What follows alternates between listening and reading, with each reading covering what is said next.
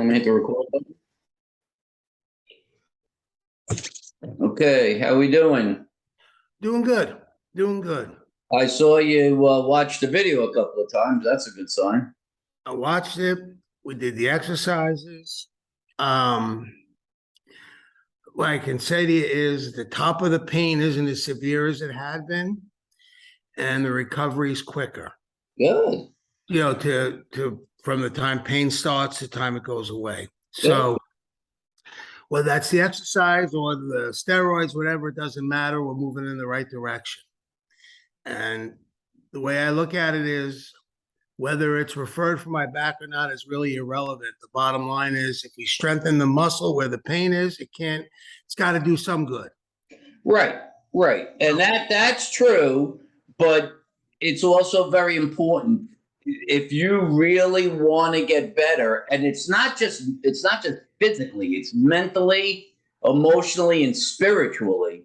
At some point, you have to say the science matters, and that if in fact it's coming from your leg, that the symptoms are coming from your leg, then I can just discount whatever happened in the past. It just doesn't matter. And I'm going to go full throttle, knowing that once I do resolve this, I have control over it ever returning. That to me is really the big jump that has to happen with somebody, because at that point, it's not just physical pain, it's the fear of it returning. It's that kind of thing. It's phobias that develop. I was just trying to explain to somebody, here's the concept. It's real simple. So you have sensory receptors in your hand that make you know if something's hot so that you don't burn yourself. So that exists, and it always exists, and you don't have to think about that. It's just built into you. And one day you touch the stove and you burn yourself. And it shows that the system works. But you start to become concerned about the fact that you're going to burn your hand. And now every time you go to cook, you start becoming apprehensive about it. And you don't quite get it. But boy, every time you just worried and worried and worried. And eventually, before you know it, you just don't cook anymore. I understand. So there is a psychological component to these things. And I mean, I think this is the hardest part of it, to be very honest with you. I agree with you. I mean, obviously, my whole life starts with pain and my own limitations and the fences I've built around my life. Right. You know, my life is void of a lot of things that I don't do anymore because I can't do.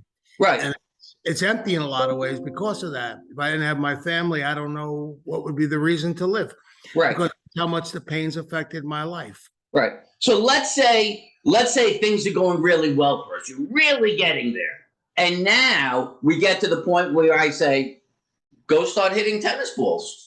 See how you respond to that, right? You're now walking without pain. You're standing for hours. Now we say, okay, your dream was to go back and play tennis. Let's go start hitting tennis balls. See, here's my fear. This is what I feel like it has to be in the open. It has to be discussed, and we have to. And that's why I see people as a whole. I see you physically, mentally, and spiritually. Is what if you start hitting tennis balls and now all of a sudden you're saying, shit, if I bend the wrong way, I'm going to hurt my back because that's where it came from. And now if I hurt my back, this could all come back. When in fact, there's nothing fucking wrong with your back. It has nothing to do with this. That mere thought inhibits you from wholeheartedly relishing the thing you've been so desperate to return to. Just keep in mind, it's been my life for so many years. Yeah. I don't care where it is. I care about the pain and not letting it control my life anymore. Right. The science behind it to me is irrelevant because I've tried 7 surgeries. It right. failed. Right. So they'll insist that it's right. back. So I don't care anymore. I just want my life back. I want a life. Right. You know, I'm 64 years old. I'd like to live the rest of my life by my own volition. Right. Not because the pain determines how I live. Right. Good. And that's how I'm where I am right now. I just don't want the pain to control me. Right. And I think what'll happen is as time goes and you're seeing the pain getting lesser and lesser. Can you put the fan on? It's hot. Right, exactly, And as your function improves, you'll start to feel that you have more control over it. So, exactly. yeah, That's all I want to be able to do. I mean, I'd be able to go out and enjoy life. And yeah, right now, I don't. I mean, I can't. I don't go to visit my friends today. I can't drive. You know, this is my life. right. What's the story with the steroids? How long is this a 7 day pack? Did you do Yeah, I that did a thing? 7 day pack about 3 weeks ago. I finished up about 2 weeks ago. Okay, okay. So you're not taking it anymore. No. It's about two Okay. weeks since Yeah, I've taken it. it's worked out of your body. Okay. Yeah, but Okay. I needed to get it in me because at that point I couldn't even get up Yeah, out of yeah, bed. yeah. But you would acknowledge since Thursday, or what was it? Yeah, Thursday. You do seem to see some sort of directional change in the level of pain. You said getting rid of the pain quicker. And how's your walking? Are you able to say stand without a limp now, or are you able to waver on that leg? What do you think, friend? Am I walking better? Only for a short period of time until you realize it. She says for a short period of time, and then she reminds me when I hunch back over or compensate. Yes, and that is part of this. Don't forget, there's a movement pattern component, not just the strength of the muscles, but the fact that your brain has seen limping is normal. So even if I was to 100% make you stronger, you will still limp until you change Right. the pattern. So Fran's doing the right thing. Always make you aware. Okay. Like she told me the other day, I was dragging my foot. I didn't even know it. She says, "Don't you hear your shoe?" And I didn't even know it. Right. And that's just the psychological. That's the movement pattern part. And what she's doing is 100% on. Yeah. Tell him that. She wants me to tell you that I don't want to I didn't like putting the patch on my leg. I didn't think it did anything for me. Okay. You Okay. think I should use the biofreeze and stuff like that, or it's irrelevant? Well, it's the same thing. Biofreeze is the same thing. It's menthol or camphor. So that's fine. I mean, you tried a couple of times, and if it doesn't work, then we'll try an alternative. No, I tried the patch, but anyhow, you understand where my mind is at. I just want to be able to get healthier. So what I noticed Saturday was I did the exercises. Let's say I overdid it a little bit because without knowing for certain, just knowing me, I probably did a little bit more than I should have. So what I was going to say is I had a lot of pain when I was done, but I woke up Sunday morning with less pain than I had Saturday morning. Right. So the exercise must have done something. Yeah. So we want to just make sure we can get you to where you have less pain after the exercise and even less pain the day after. If we make sure that the resistance level is correct and the accuracy is correct. I mean, it certainly sounds like you got benefit from what you did. The fact that you had to go through pain to get there, that's the part I would just try to reduce. But certainly it I'm in sounds pain like you're all the going in the time. right direction. But I'm in pain all the time. I mean, as I sit here right now, I feel it. Right. Okay, so right now while you're sitting there, you feel it. Yeah. And I've got numbness in the middle of my quad. Yeah. Yeah. All right. So why don't we try to go through the exercise? I'll try not to say anything. Let me see what you're doing, and I'll just correct you as I think you need to, and let's see how we go through it. So let's set up the camera over here.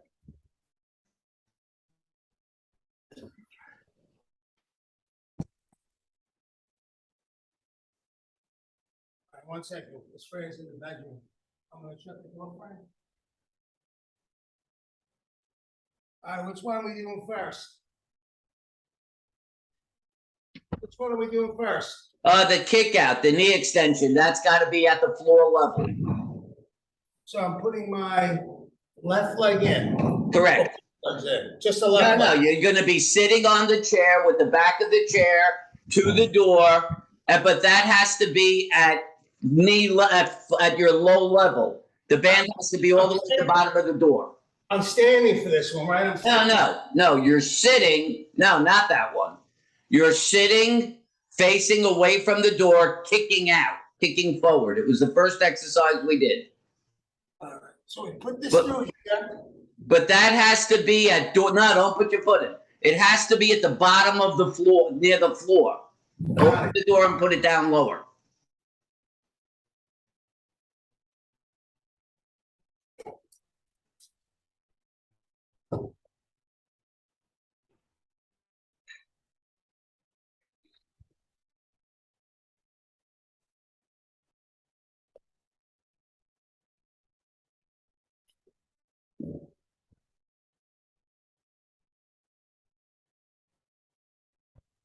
Comes through the chair, right? Correct. Through the in. Oh, okay. That should be okay.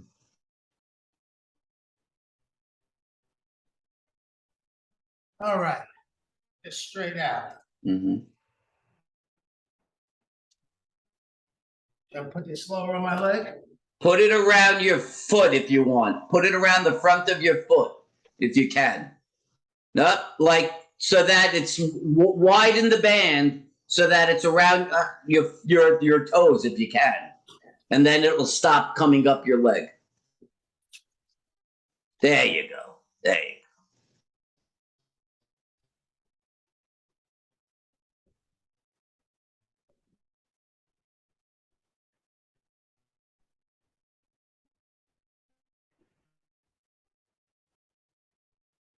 Just like this. Mm-hmm.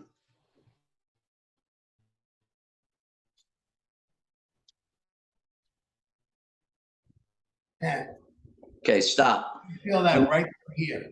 That's your quad, right? So that's the quad that's working. So now we say, how hard is that?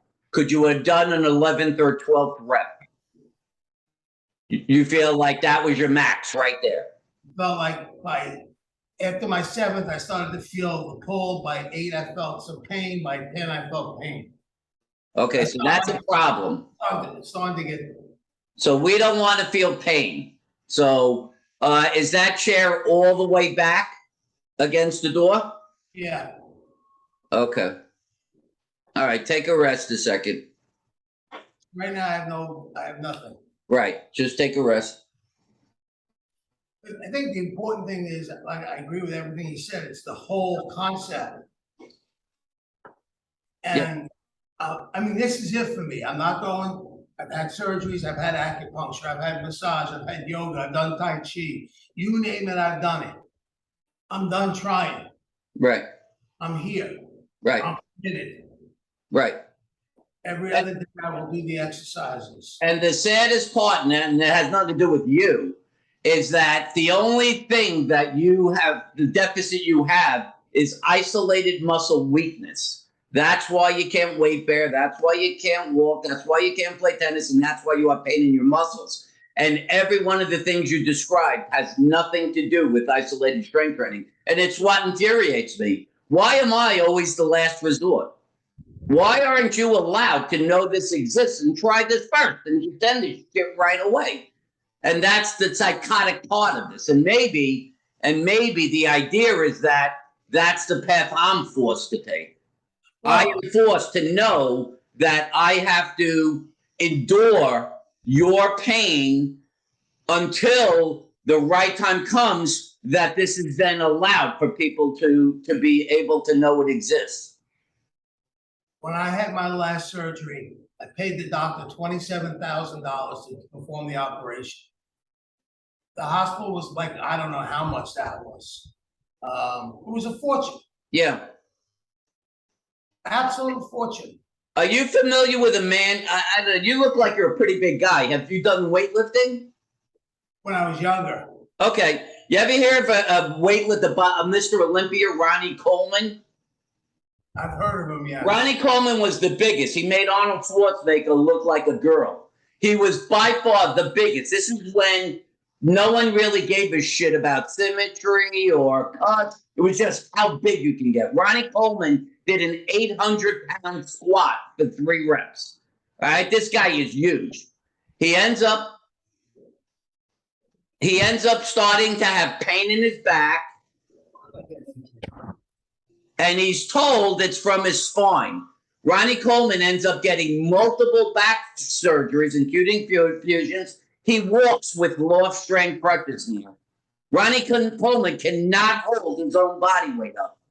Ronnie Coleman paid $3 million for the last 2 of his surgeries.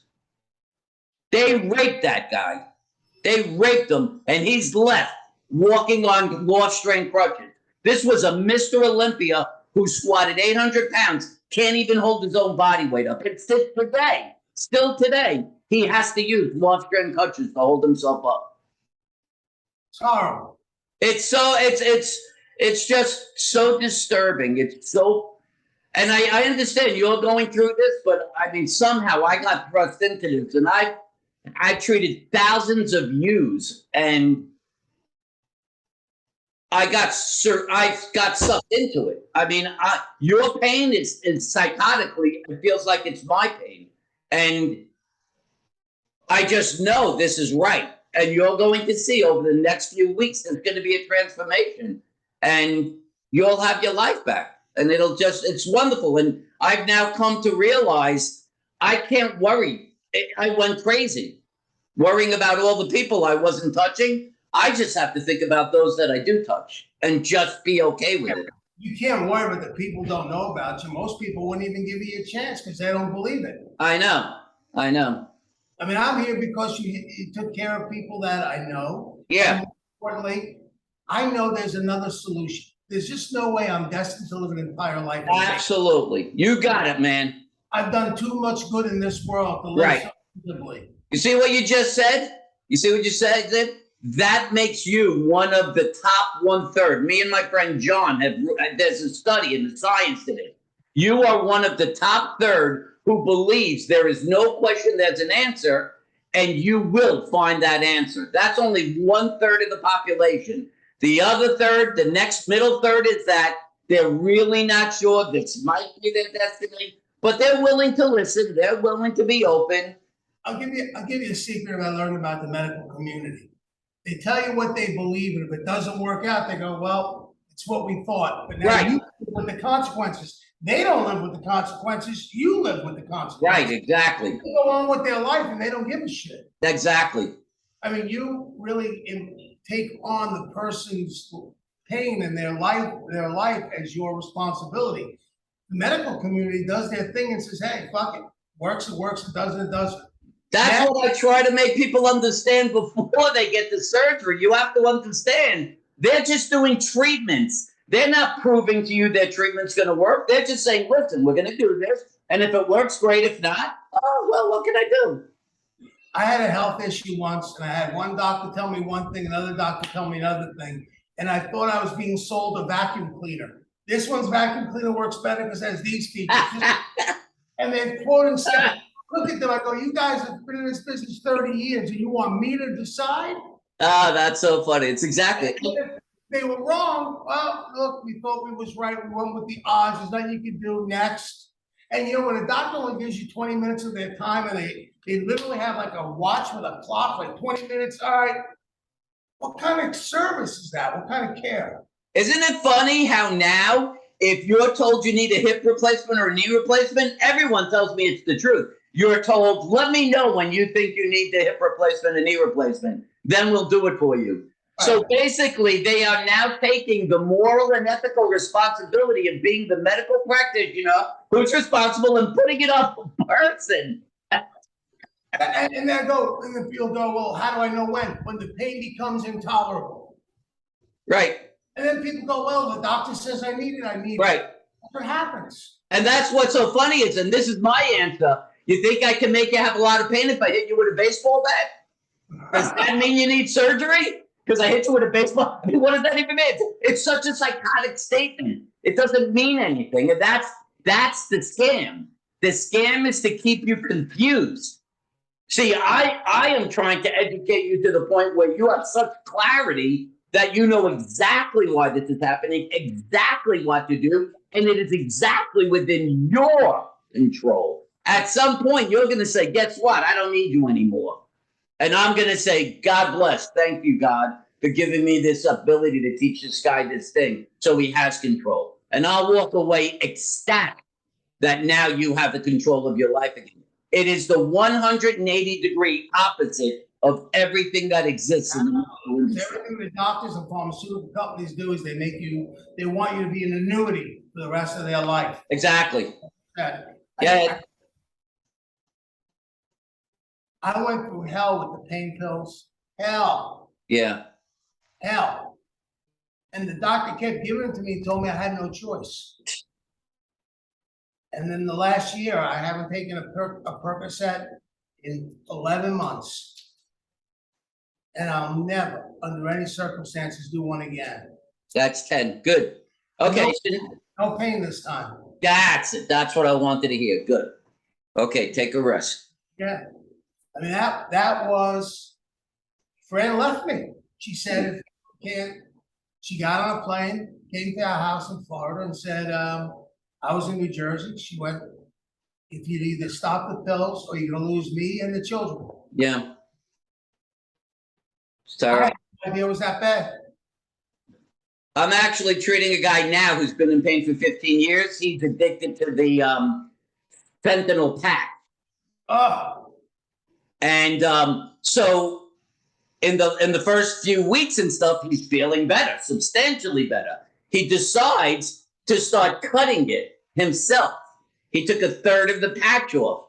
He goes back to his pain management doctor and says, listen, man, I found this guy and he's doing this stuff and it's great. I'm feeling better. And I cut a third of the patch off. And they said, you fucking nuts. You don't ever touch that patch without us. You don't ever do anything. We have to wean you off. And it has to be in a precise manner. And they made him feel bad about the fact he's taking, let's say, medication. I know. It's a fucking nightmare. My doctor knew I went to rehab to get off the pills. I went to a program. It's not a rehab. It's a Yeah. program. It wasn't overnight or nothing. But I'd see a psychiatrist every day, and Yeah. he gave me Suboxone to work my way off of it, and then we'll get rid of that. But anyhow, he actually sent in a prescription and had Walgreens call me up and tell me it was there. Wow. So I went to his office and I said, Doc, I told you I'm not doing this anymore. He kept trying to get me to take it. And when I finally said, look, that's it, I'm not doing it, puts his arm around me and goes, I'm glad you're not putting that shit in your body anymore. Oh, After 20 years of him writing me those prescriptions. it's nutso, man. It's $75 nutso. a month, every month he knew he was gonna get, period. It's so cold. It's so cold, man. Very cold. Horrible. And then when I left him, he said, well, don't come back. If you have a problem, don't come back. He closed the door on me. Do you know what? It's so funny you say that because that's what they did to this guy. And now the guy is freaking out because if he decides to go off the pain medication, it's now all or nothing. They won't let him back in. And so, I mean, that's pretty scary. I'm addicted. I know I'm addicted. And if I decide to go off, I'm done. I don't get to have this again. And he doesn't think another doctor will take him on again. That's me. But I did it. I knew I had no choice and I was gonna live with the pain no matter what. And that was it. And that meant I created even a smaller world for myself. My world kept getting smaller and smaller. And it caused a lot of depression because my world is so small. I know. If it's not for running my business, I don't know what I would do. Right. It's horrible. Yeah, try another set, man.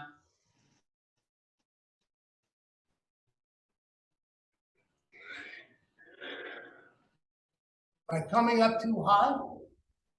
No, you're fine.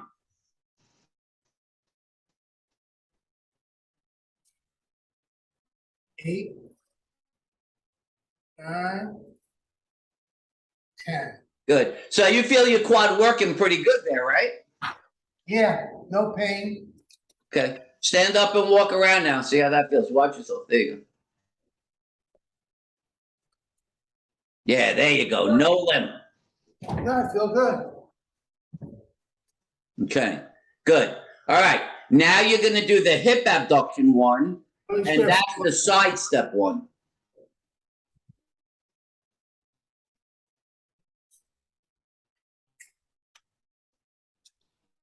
Okay.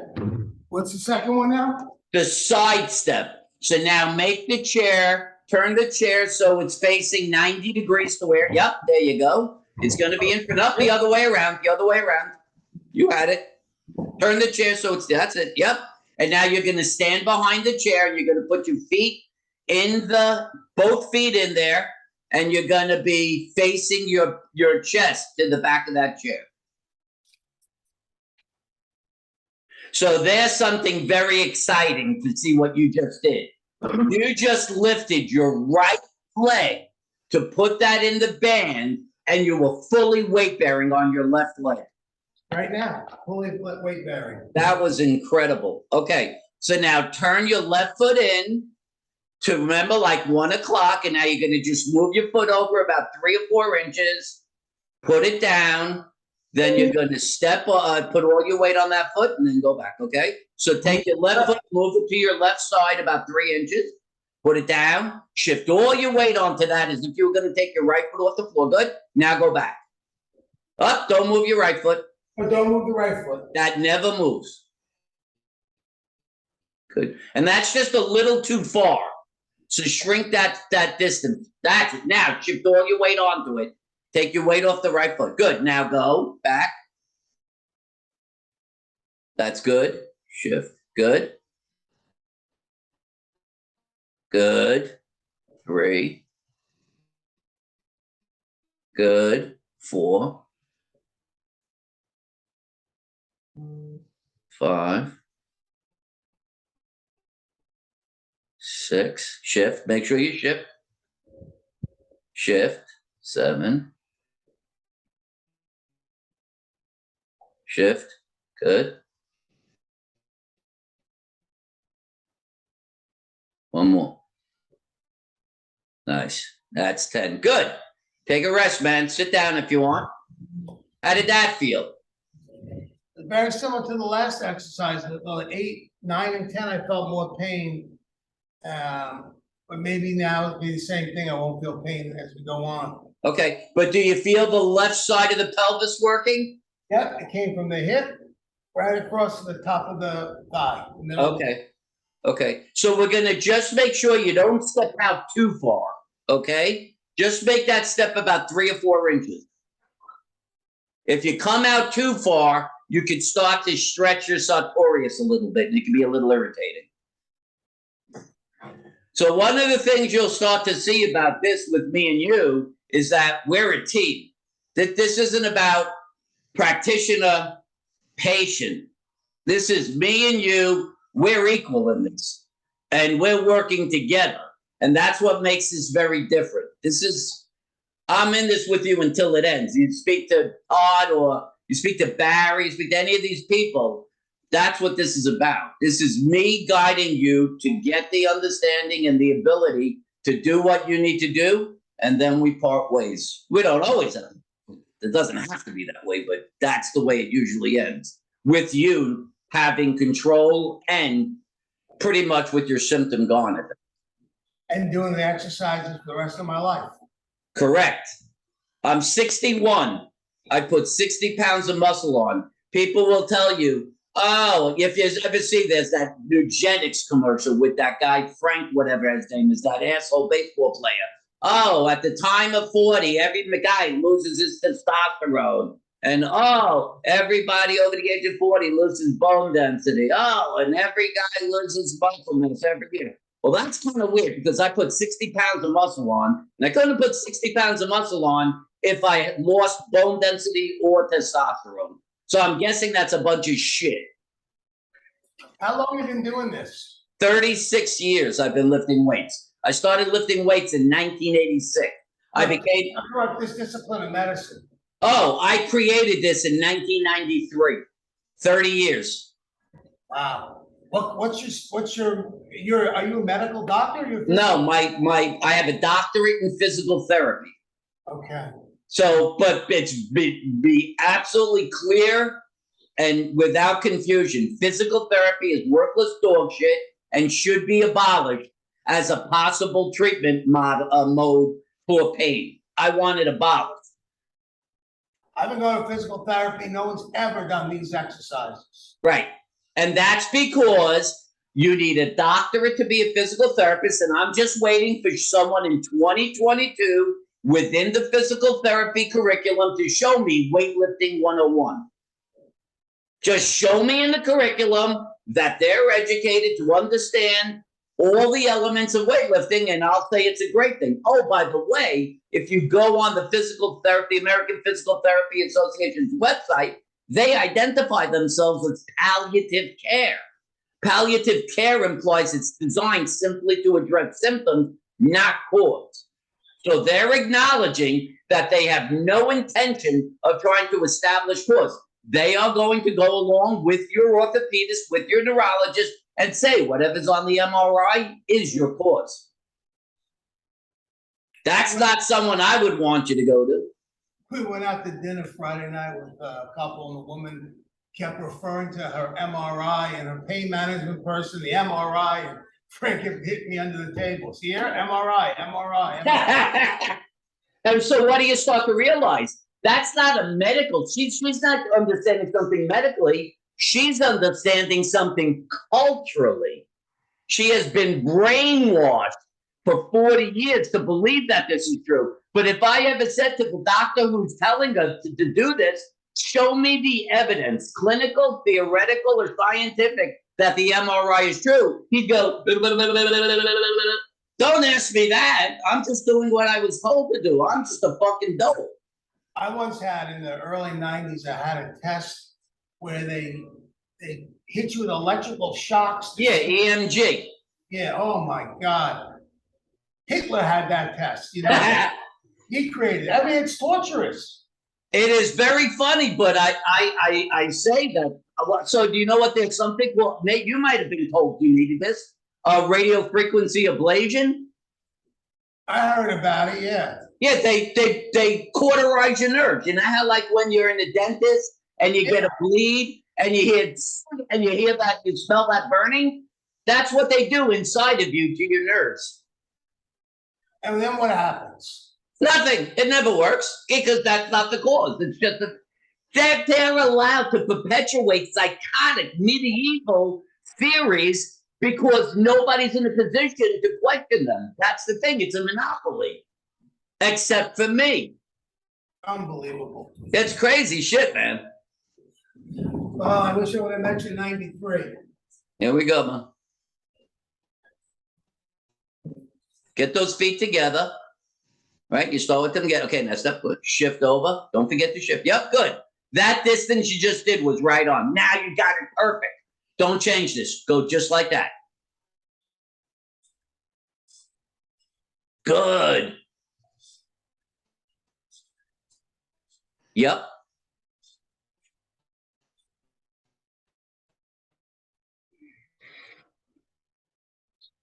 Good. Good. One more. That is perfect. You got one more. Nice job. That's what I'm talking about. That was a perfect set. No pain. There you go. I mean, you're not watching. You look how concerned you are with it. That was beautiful, man. That was right on. Your distance out was perfect. Felt good.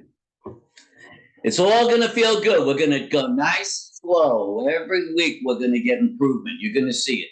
What am I going to look for every week? Just slight improvement, market improvement? What am I looking for? For me, I always see this as, I want you to envision it this way. As time goes on, I'm looking for some concept like this, that the week before, compared to this week, you're less and less pain. So I'm looking for constant improvement, but it's never going to be this. It's going to be this. Well, that's what you want. Correct. It's like a crash diet versus a legitimate diet. Right, exactly. And so what we want to do is be realistic. And I want you to see this as it's either the hare or the tortoise. I always look for the tortoise. I didn't put on 60 pounds over a 6-month period or a year. It's 36 years. This has been well over half my life. But you have to understand that, see, in my mind, you know, I build this office and it's 1,500 square feet and I'm tight on money. I'm opening a new facility. This is just a few months ago.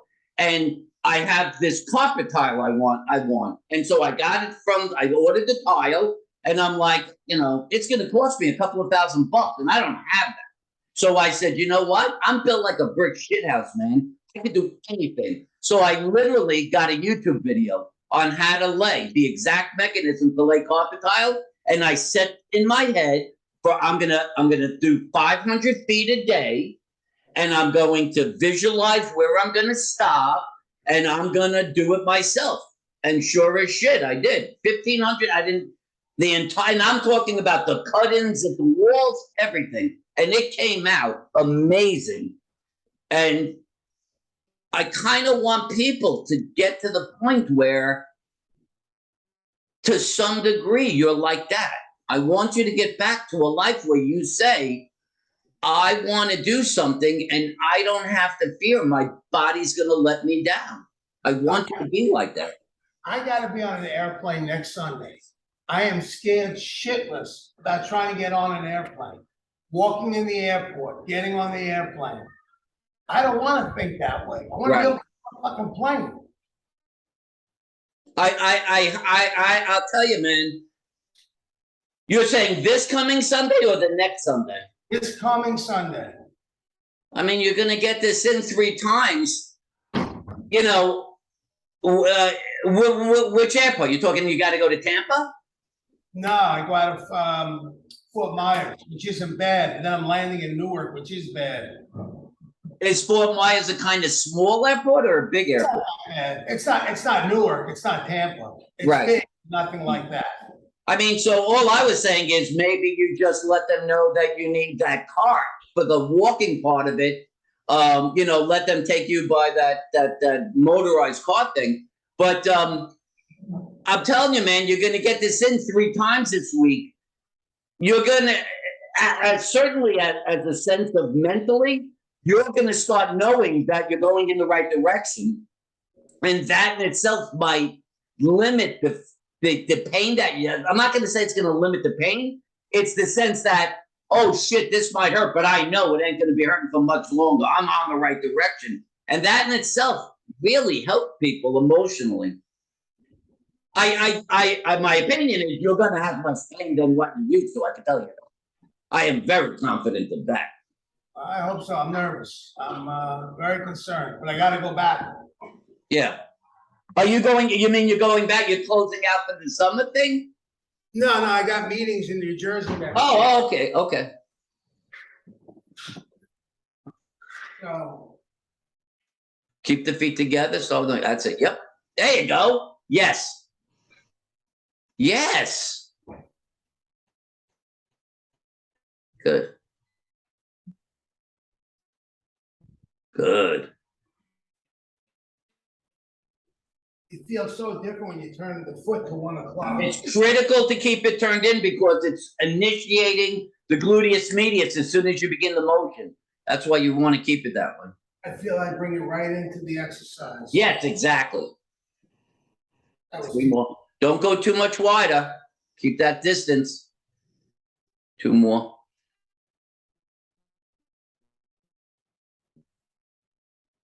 Good job, man. That's 10. Excellent.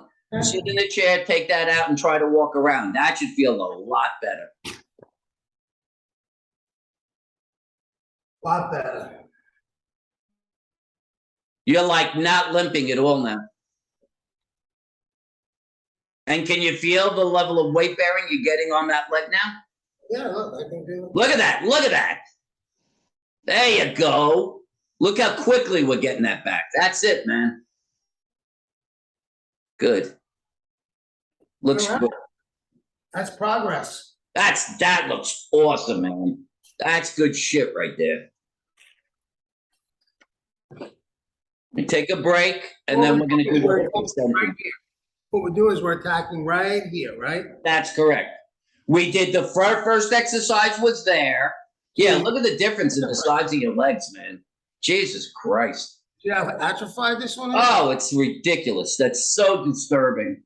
So unnecessary, man. Like half the size of the other one. It's ridiculous. And they told me that's normal.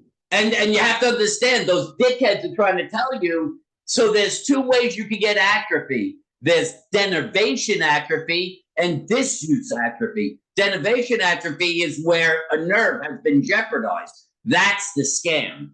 They're trying to tell you that it's that small because you lost a nerve. That's all bullshit. It's because you stopped weight bearing on it. That's what it, and that's the beauty of it. You can get this back by weight bearing on it again. Strengthen it and weight bear it, it'll come right back. It's good, man. I'm pumped. I am so happy for you. I am so excited for this. So you think the impingement of the nerve is all bullshit? So you have to understand, let's say that you had a nerve of L4-5 nerve root impingement. Okay. First off, we have to say, do all nerve root impingements create symptoms? That's the first question.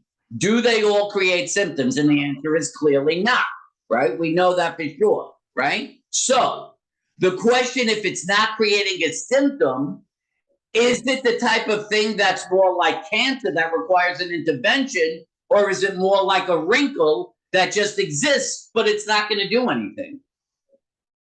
And the answer is, in almost all cases, it's more like a wrinkle, because virtually, I have never in 30 years met a single person who had the symptoms that represented a nerve root impingement.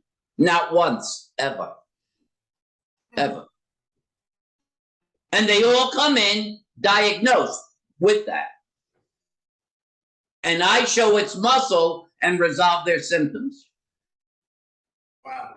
And you have to realize, if this was 1968, would you have ever gotten that diagnosis? Well, isn't that when the onslaught of back surgery started, when the MRI was created? You got it. You got it. Chronic pain began in the mid to late 1980s. You got it. Why? Why? Because for the first time, MRI showed structural variations at the time of pain, and therefore it was asserted to be the cause of the pain. If this was 1960 or 1970 or early 1980, you didn't have that tool. So nobody knew about all these wrinkles that were occurring in your body. And since you didn't have symptoms, nobody cared. It didn't matter. Now, once you have the symptoms due to weakness, due to the advent of technology, and you're finding these things, everyone is coercing you into thinking these things are like cancer and they must be addressed. They must have surgery. It's bullshit. It's psychotic. So this facility you have in Jacksonville, people come in and you treat them in person. Yeah. And what would be the difference in terms of the exercises if I was able to go there? So it's less about the exercise, more about the fact that I can now massage you and stretch you. And the whole premise with that is that, as I told you, when your brain is getting the sense of how much force is being pushed down by gravity through these things in your joint, and then there are springs in your muscles telling your brain how much force you push up against that. So when it feels like there's too much force going down versus up, the muscle strains and thickens, right? That thickening impedes the muscle's ability to contract and create force. So we're working on strengthening that muscle with that gluiness in it. And it takes time, but you can strengthen, and eventually that gluiness will be converted back to fluid, and your muscle functions normally. I could speed that process up by literally massaging out the thickening. And if I massage out the thickening, instantly your muscle creates more force. So right off the bat, you're going to be able to push more resistance. So it speeds the process up a lot faster. That's its intent. And then of course I have all my weightlifting equipment. So you're not using this. You're using my, so I'll show you. Just stay there 1 second and I'll just show you this quick thing. You can see what the office looks like.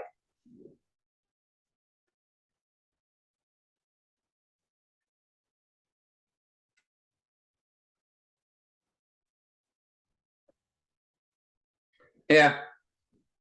I'm going to show you a video. Just kind of watch this a second.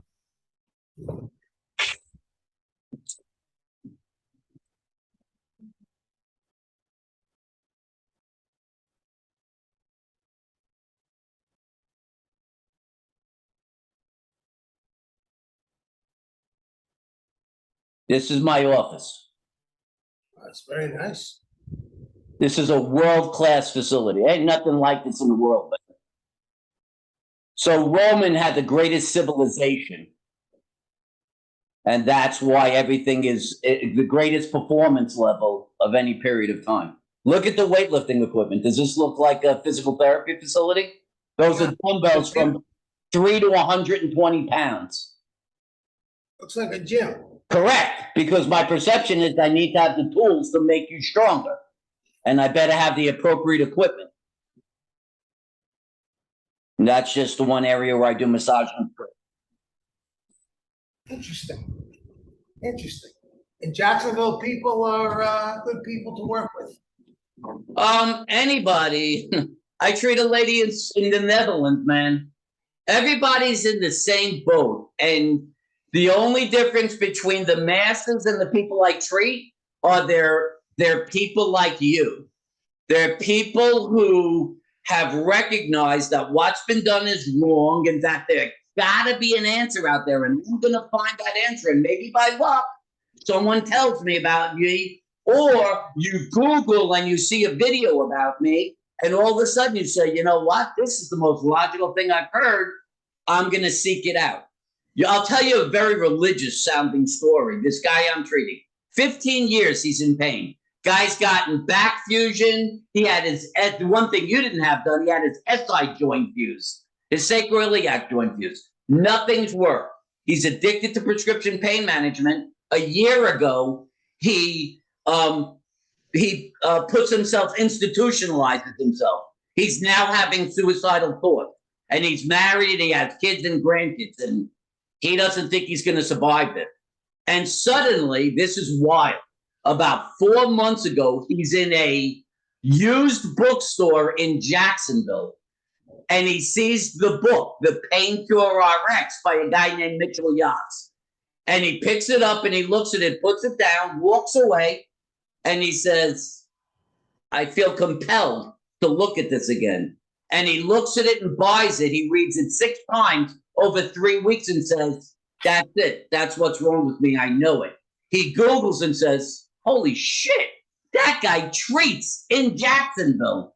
And he calls me up and he tells me the story. And he says, so what's the waiting list to see you? Like 3-4 months? And I'm like, no, like 3-4 days. I opened 3 weeks ago.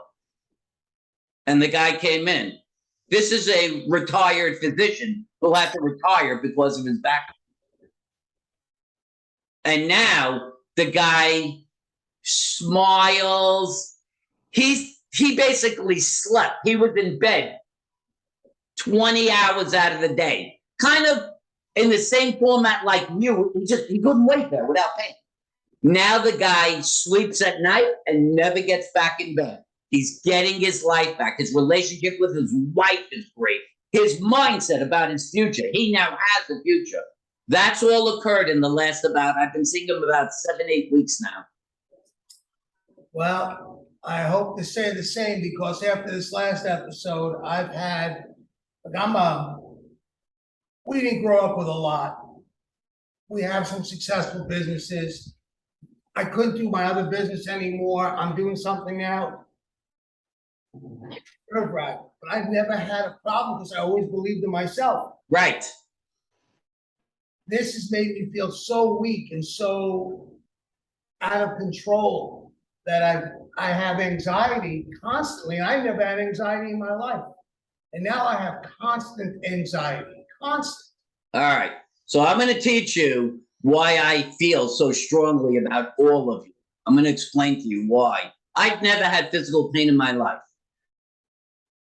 When I started this, my first month I made $0. My second month I made $1,100. My third month I made $14,000.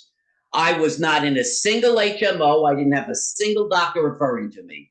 I did this 100% by word of mouth. I ended up writing 3 books. I do a local television show, and I do an interview May 31st, 2008, May 30th, 2009, March 13th, 2010. 3 episodes on a local cable network interview show. I get 25,000 calls to my office. You've never heard this before, a 6-month waiting list. I was doing 2 to 3 evals a day. By the time this hit, I was doing 5 to 6 new people a day, and it was still a 6-month waiting list, right? This sounds like a guy who's got to roll by the balls. Oh, that's right. Health insurance collapses.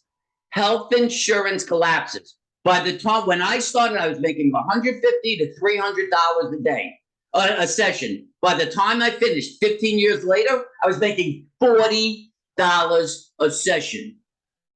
So I'm forced to go bankrupt.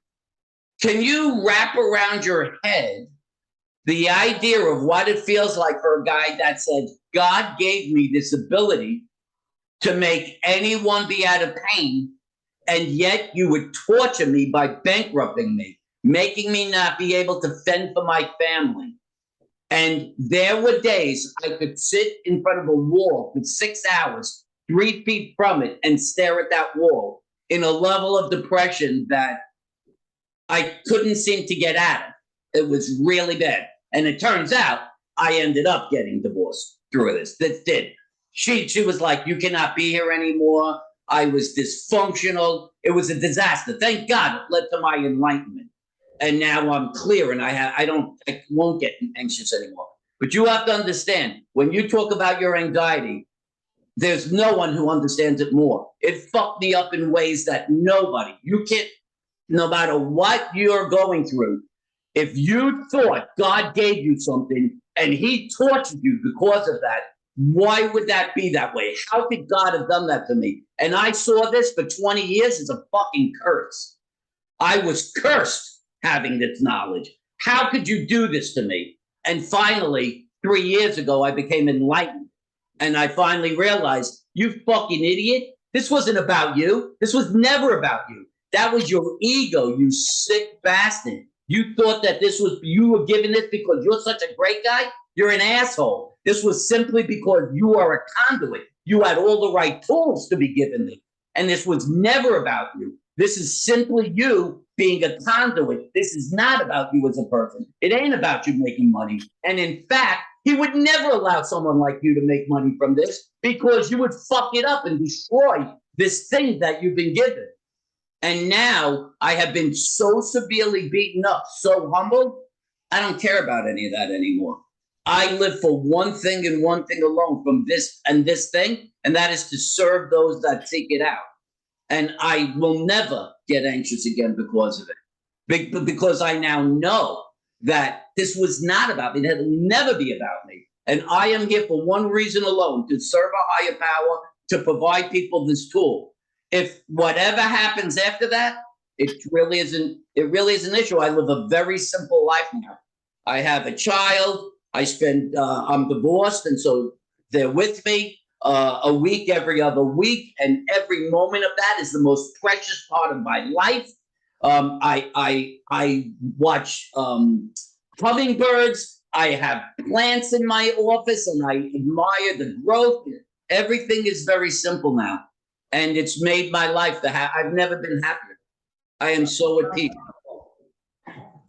It's a really fucked up story, and I can't tell you how many people said, and it's very funny. Hundreds of people have said, you got to tell that story, man, because it's not just a story about you learning this gifted knowledge. It's the fact that you came through on the other side from this torture you've gone through. And you know what the name of the book was going to be? Forever.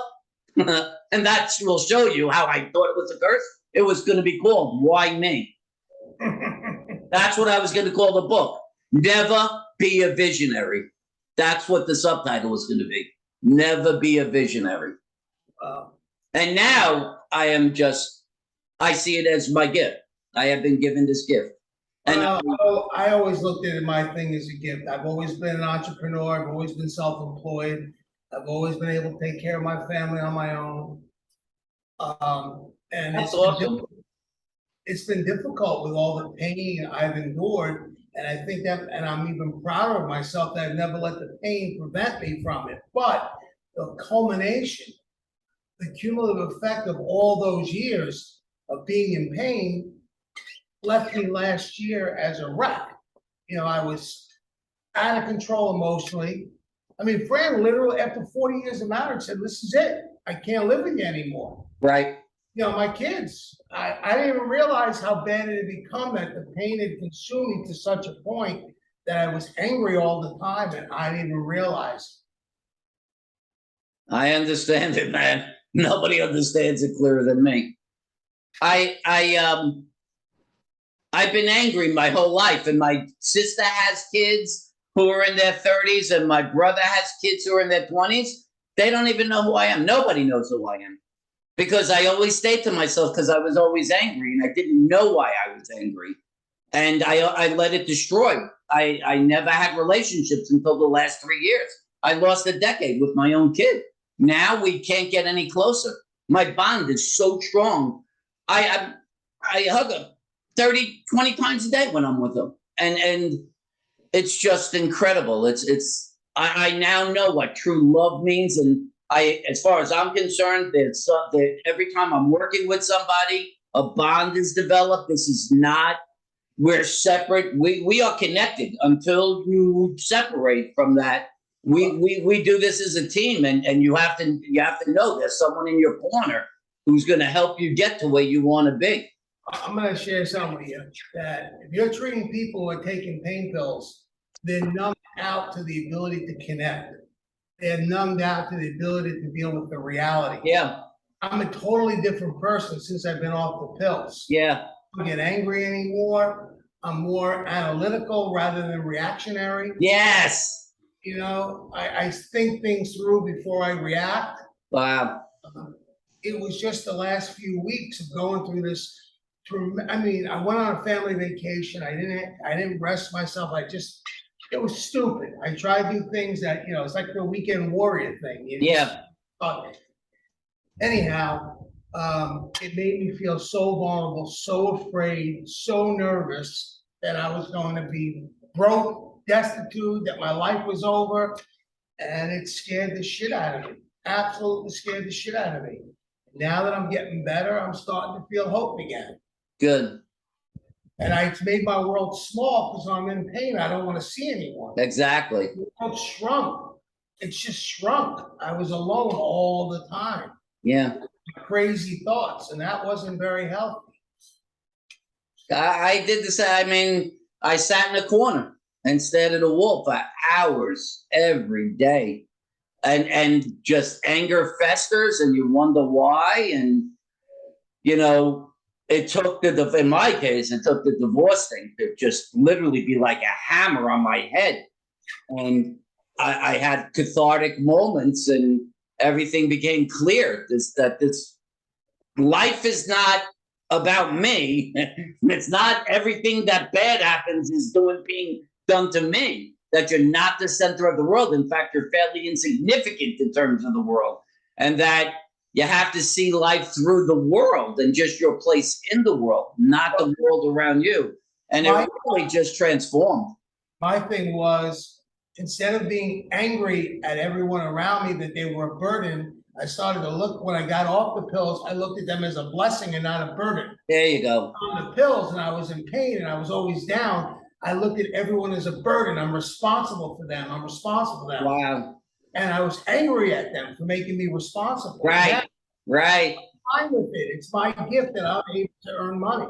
And so it's okay. But I'll tell you, I'll never forget the day I dropped Fran off at the airport and she looked at me and she goes, I'm dead serious. I'm done with the ups and downs, you're happy, you're mad, you're angry, you're yelling, you're this, you're that. Who knows which pole we're gonna get. Wow. And she got on the plane. First time in 40 years, she got on a plane and went away alone, went to the house alone, and told me not to come down here. I wasn't allowed to come down here. Wow. And I'll tell you what I did. This is the truth. I dropped her off in front of the airport. Before I was out of the airport, I was already on the phone calling psychiatrists to try to find someone who can get me off the pills. And I found this doctor. She had like this, you go there in the morning, you get your Suboxone, you go to a group therapy for 2 hours, and that's what you do. But I had a program by the time I got home, I already had a place. Wow. 6 days later, I went in. Within 2 weeks, I have a video I can send you where I took my bottle of 180 Percocet and threw them down the toilet. Wow. The pills I used to crave, I used to fear that I'd run out of, throwing them down the toilet. You got to be very strong. You have to have an amazing will to pull off these things. You have to have an amazing will to survive in the world. Yes. My father died when I was young. I've been on my own my whole life. Yeah. I've been through a lot of shit. I could write a book about my life. Yeah. Yeah, it's pretty wild. It's good. And the funny thing is, this is the great lesson that I try to explain to people.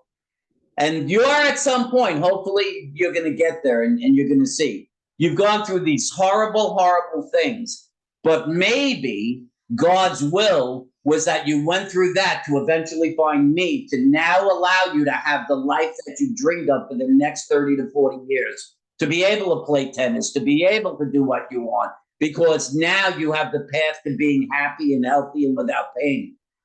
What I would give to be able to wake up in the morning and say, I can do anything I want today without worrying about pain. Yeah. Something as simple as getting in my car and driving to an office and going to work. I'm not even talking about physical activity. I'm talking about being able to go out to dinner and not worry. Yeah. How long we're going to be out there? Will I be able to sit? Can I slide in a booth or I can't? You know what I mean? These kind of things. Yep. Just basic things that I can get in the car and go to the beach. You know, I can sit there for 2 hours and enjoy the beach, not be worried about pain. My whole life is built with fences. And the fact that I've been able to become a self-made multimillionaire while raising my children and staying in a marriage and watching my children are all well-adjusted, all married, all happy, I know I've done it right. That's good. I just want to be able to do it without pain. Sure. You're going to get there, man. Just keep the faith now. You finally got to the point where you got the right tools. That's all you need is the right tools. Well, I don't know if I would have been able to do this a couple of years back, to be honest with you. Because instead of arguing with you whether or not it's coming from the back or the leg, I would have felt the need to have that conversation. Now, all I care about is what you're telling me. I'm on the same wavelength. All I know is if we make this leg stronger, it's got to help. So let's just do it. Yeah. Whether it's coming from the back or not, because this is the conversation I had with the Nick the other day. Right. No, the MRI shows this, the MRI shows this. I don't care about that. Right. Pack the muscle aggressively with these exercises, and I'll be okay. Right. Good. At the end, you'll be able to show them when you're pain-free and fully functional. They can keep telling you about the MRI. And you're going to say, go fuck yourself. I'm pain-free and fully functional. That's the way I look at it. When you rely on the MRI, you take away responsibility for your own healing and you make yourself a victim. Correct. I don't want to be a victim. I want the responsibility. Right. I embrace the responsibility. Right. That's why you're in that third. You're in that top third. That's the people, me and John, my friend John, always say, those are the ones who are going to work. It's going to work. You're going to pull this off because you want it to work. You will it to work. You just needed the tools. That's all. That's the only thing. You've had this ability to resolve this whole time. It's just you didn't have the tools. Now you'll have the tools, and that's going to be the end of this. With everything I've done, no one has ever done these exercises. Yeah. I've been physical therapy in Manhattan, New Jersey, Florida, California. I've been to everyone say, oh, this is the best, this is the best. I've gone there. No one has done these exercises. No one has ever isolated and attacked the area where the pain is. Yeah. No, they give you the heat, they give you the bullshit, they do this. Because it's generic. It's not about you. It's just a treatment. They're just doing a treatment. Everything I do, I think it should be evident, is I'm trying to understand what your body is saying so that we can address the tissue creating those symptoms. Once you understand that, this is very different. There's nobody today. I'm telling you, I'm the closest there is to Hippocrates, the man who created the medical system. I'm the only one who's saying the very thing he did, which is that look at the symptoms, understand the history, and come up with an understanding of what tissue needs to be treated. That's it. It's just that simple. So Another thing before the next one. Yeah. Do you have any belief in the pool, working in the pool? it's kind of just the opposite. So the pool has buoyancy, and that's an upward force. So the upward force of the water is addressing gravity. So as a result of that, you're not really basically doing anything to strengthen your muscle, right? Right. The buoyancy is taking on the gravity. So you're not really doing anything to strengthen muscles. Got it. See, when you ask me a question, do I always answer it with physics and science? You'll think it's not opinion. I don't give opinions. I give fact. That's the one thing you can always trust about me. Wow, what that guy says makes sense because, well, it's based on science. So, and that's what I love. I don't want to give an opinion. I'm not in a position to give an opinion. I don't ever want to give opinions. I just want to give you facts, and then you either utilize the facts or don't. That's your choice, you know? That's the way I look at this. All right, what's next? All right, so now take the band from the hinge side and put it on the doorknob side at knee height. And try to make the size of the loop much smaller.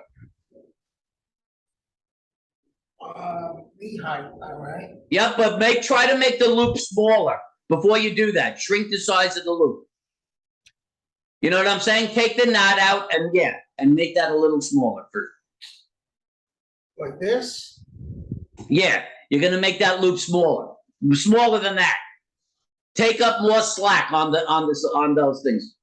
There you go. More. Okay, now tie it. Now you'll put it in the door. And now you're gonna put the knot through the door. That's good. Excellent. Put that at knee height. Okay, now you don't need the chair. You're gonna put your leg through it. Put your left leg through it. Okay, now that's going to be just above your knee, Now face the door. Now hold on to the door handle with both hands. Now, right, there you go. But now bend the left knee till your heel is at knee height. Mm-hmm. Your left knee, take your left foot off the floor. My left foot off the floor. Yep, now kick behind you. There you go, just like that. Stay just like that. Good.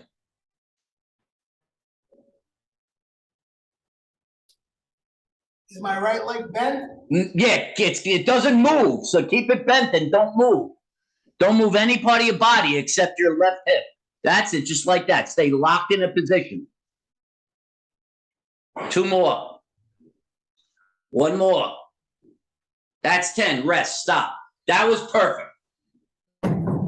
So that's working your butt muscle, your gluteus maximus muscle. That's the muscle that helps you stand upright. Okay? This is good. This is an excellent session. The way you're doing this is right on. And even though we're talking, you're getting good rest in between your sets. So you're really getting those muscles to work with the band. What about the numbness that I have in the top of the leg? Is that so there's little nerves that run through your muscle.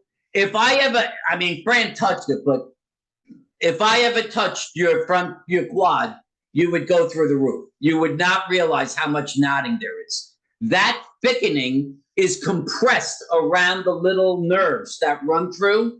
And so what I try to explain is, what do you think would happen if I said sit on that wood floor for an hour?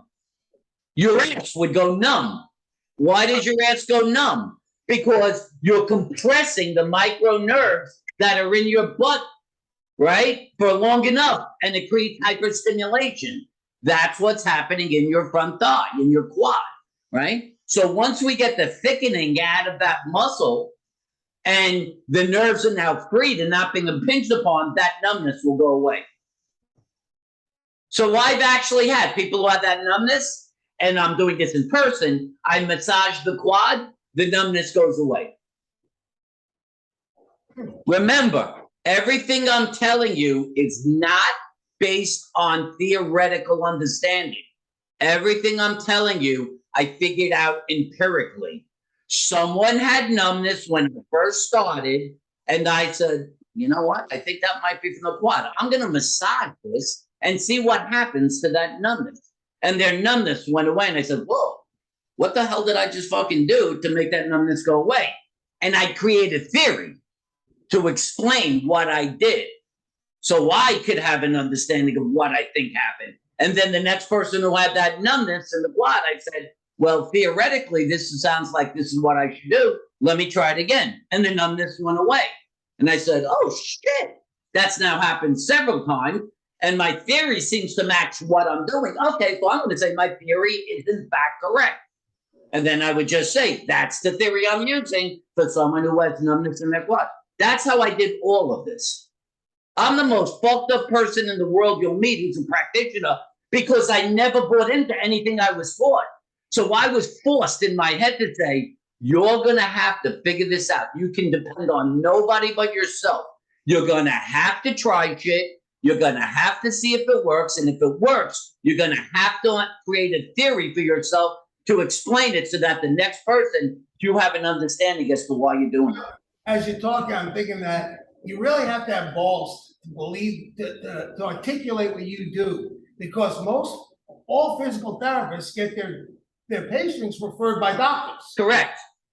No doctor's going to agree with what you're saying because that'll take away their money. So now you can understand the war that's going on in my brain. Yeah. Why would I be given knowledge that, first off, why was it that within my first week of physical therapy school, I came to the realization that everything that was being taught was wrong? Then why would I think that I'm capable of figuring this out myself as compared to an entire global medical establishment? Right. So it's going to really screw you up. Then you start treating people and it's getting better. So now you're saying, well, wait a second. I mean, there's comfort in that, but everybody else is telling you you're out of your mind. You're fucking wrong. The MRI is right. You're a psycho. Some lady said that I'm like an anti-vaxxer. She actually called me an anti-vaxxer. This guy, don't read his book. Don't buy his book because he doesn't believe in the MRI. He's an anti-vaxxer. That's funny. How do they make that connection? This shit gets crazy, man. And so I tried to teach what I've really said to my kid is the idea of now that I'm enlightened and I love life and myself and everything, what an amazing concept to say that I've created a world that literally there's no one in the world who lives in my world. This is something that I singularly do. And I've singularly put 60 pounds of muscle on. And I've singularly created an orphan. And there's joy. And strangely enough, there's actual peace now. I have peace. Well, I'll tell you what I did.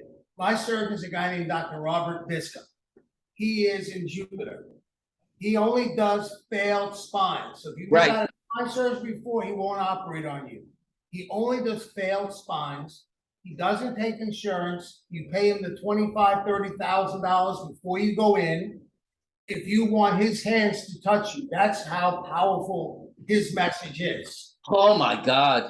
Right? So he did my surgery.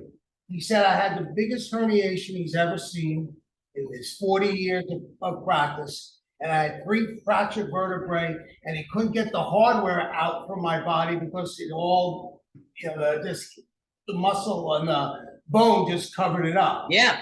And he went through, I don't know how many blades trying to cut through me. Anyhow, I told him what I'm doing. I sent him your website. And he said to me, whatever works is all that matters. He goes, I don't care whether I agree or disagree on the science. If it works for you, that's great. He's the one who said, it can't hurt to attack the muscle. That's what he said. Because you're never going to have another surgery again, so try it. So Paul, listen, man. What if you said that to him before he did the surgery? He would have said, no, he's fucking crazy. Where's my 27 grand? Exactly, I know that. That's my point. Because he knows there's no way. These cocksuckers, man, they're so quick to change their tune after they got your money in your bank. And the reason I asked about the pool is he believes that the only physical therapy that works afterwards is exercise in the pool. So that's good if you plan on being a dolphin, but unfortunately you plan on being a human and you have to live in a gravitational environment. So I don't know how that's going to help you. If I lived in a place where there was a lot of flooding, I would do okay. Right. It's so sick, man. It's so sick. But Yeah, try another set. before the surgery, he wouldn't have told me to do Of this. course not. He would have said, you can only use surgery to resolve this. That's it. Good.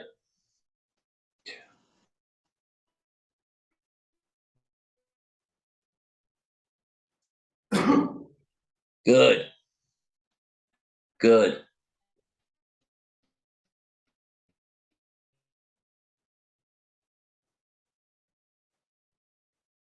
Good job, man. Nice set. I gotta tell you, this is the only exercise that it gets easier as you progress. Meaning, as you go from the first set to the second, like it hurt more after the first set. Right. Then I had no pain. Yeah. That's good. I mean, this is good. You're going in a great direction. I love it. I love your technique is right on. You're definitely isolating your muscles appropriately. I'm going to show you one of the most advanced things I've ever had to do, one of my greatest successes. And I'll tell you what happened to this poor lady. It is criminal. It's exactly what you just described happened to this lady. Let me see if I could find the original pictures.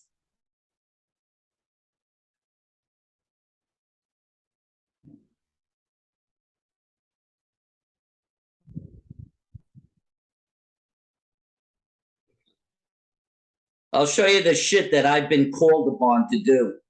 It's just really wacky because I'm a last resort. I usually get the worst of the worst types of situations. Almost there.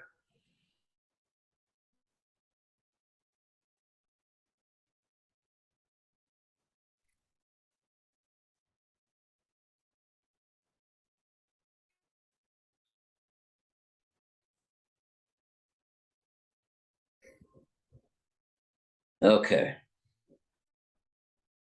Let's see if I can find the first picture of her, but that's still good. I'll stick with that.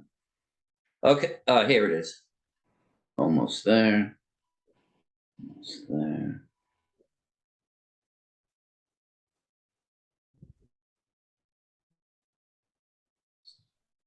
Okay. I did a PBS special, and it aired nationally from 2015 to 2017. So a lot of people found out about me. Even today, still people contact me. This lady contacts me. Can you see that her ear is almost on her shoulder? She's completely side bent to her side. Yes. The reason that happened, which you wouldn't know, is the fact that she had surgery to this shoulder. She's in her 90s. She had surgery to that shoulder, which was unnecessary. She no longer could raise her arm.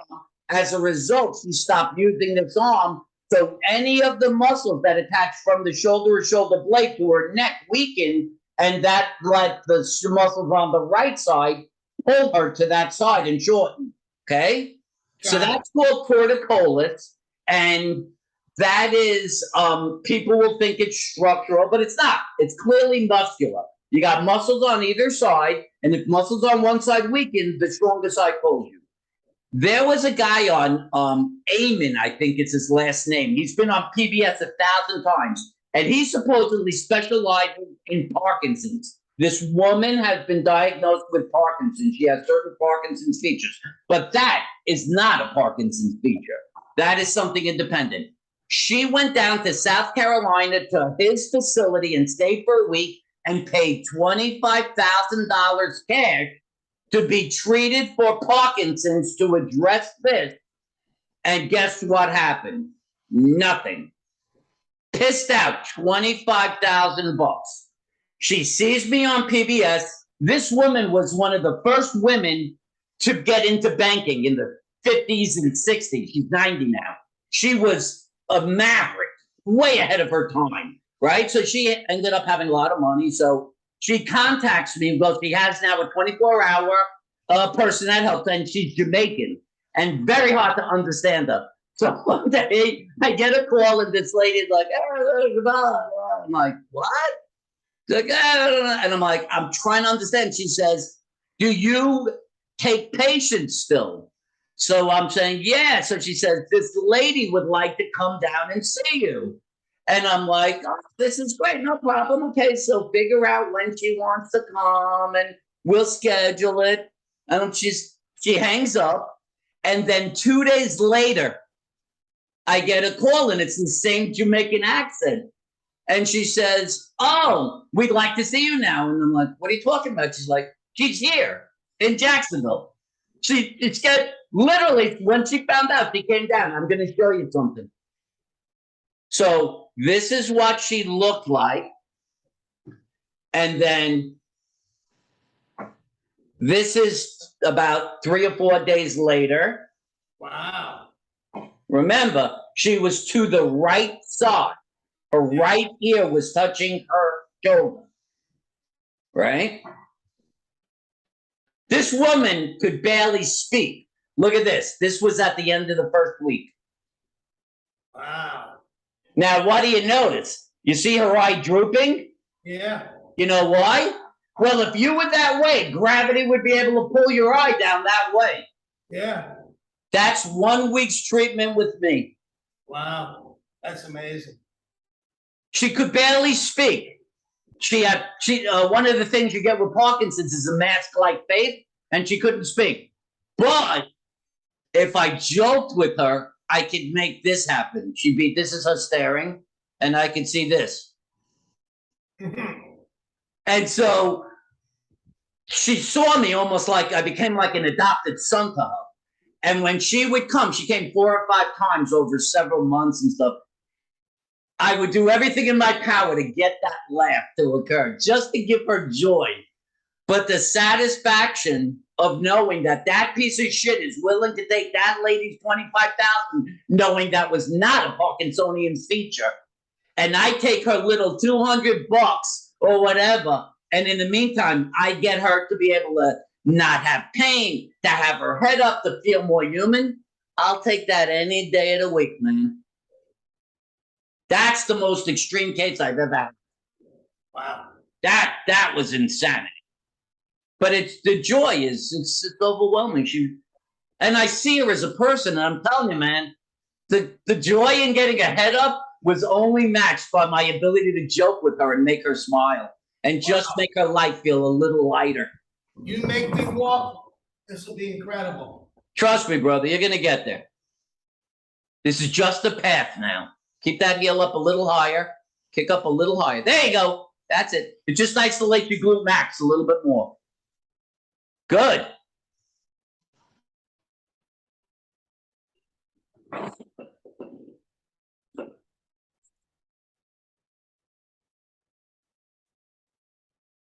One more. 10. Good job. All right, take that off, walk around, and let's see what that feels like, and then we'll get you your last exercise. You should be feeling like that can hold you up a lot better. First time I did it, I had pain here and here. Now I don't have pain. See me walking. Wow, look at you walking, man. You see how you're willing to put the weight on that left leg now? Yeah, because I mean, I have little feeling, but 90% less. Yeah. And you've developed more of a force output in it, so it's supporting you better. Mm-hmm. Very good. Looks good, man. All right, so the last exercise, you're going to take the band out of the door again. You're going to make the loop bigger, and you're going to put it back where it was on the hinge side near the floor. We're going to do one last exercise.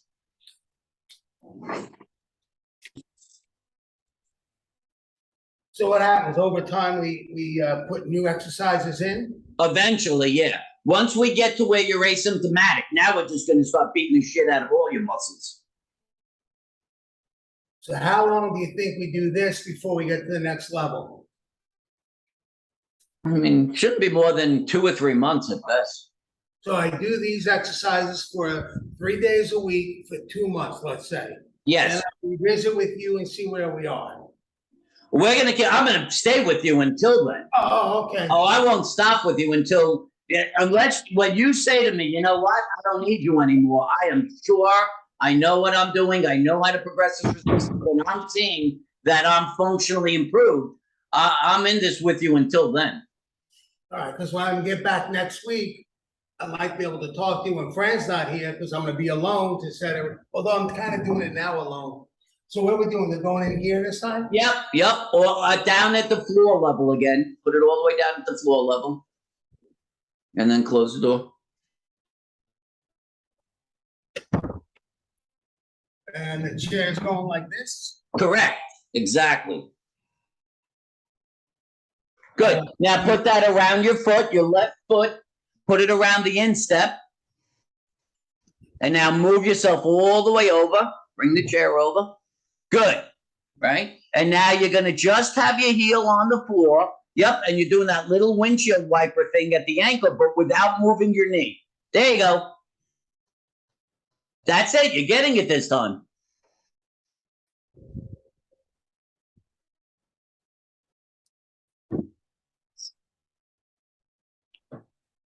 Gotta concentrate not to move anything else. Yep. It's hard. That's 10. Stop. Rest. Good. Good. Excellent.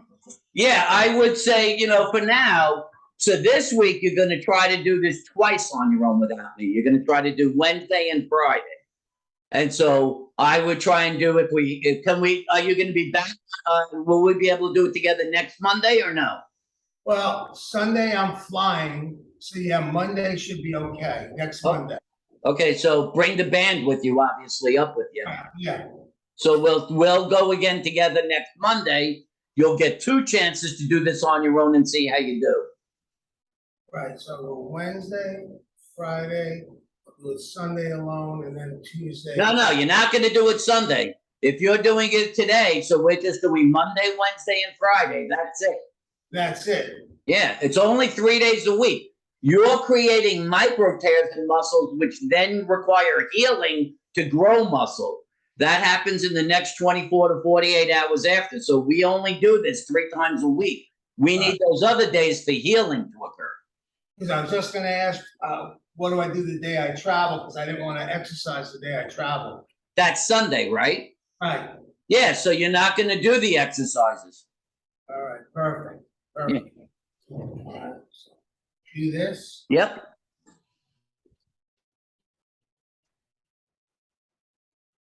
Should I move further out? Does it feel kind of easy-ish? Yeah. Okay, good. Try it. Yeah, you got the technique now.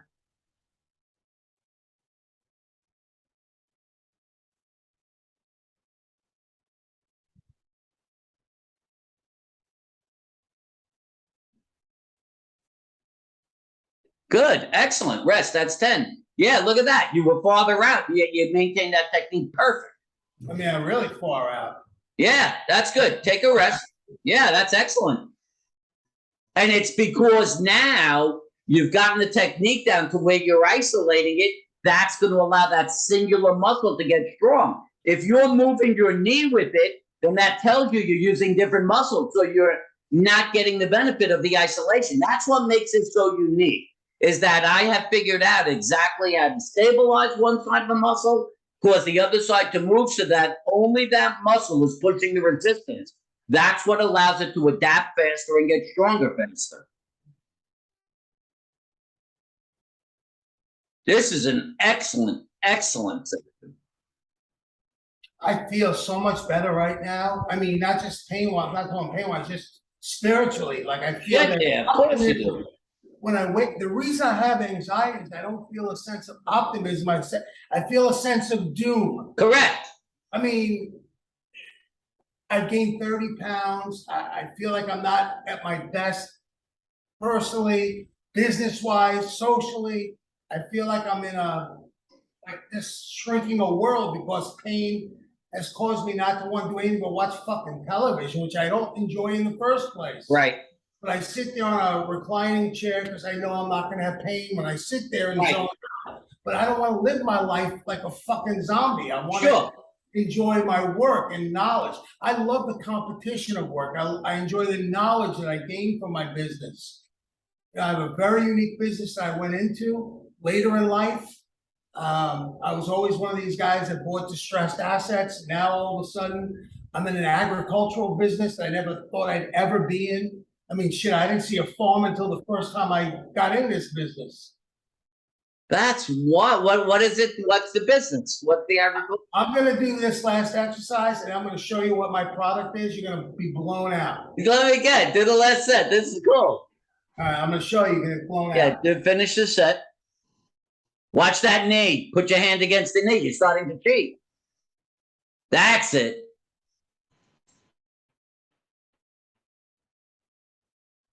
Don't let that knee move at all.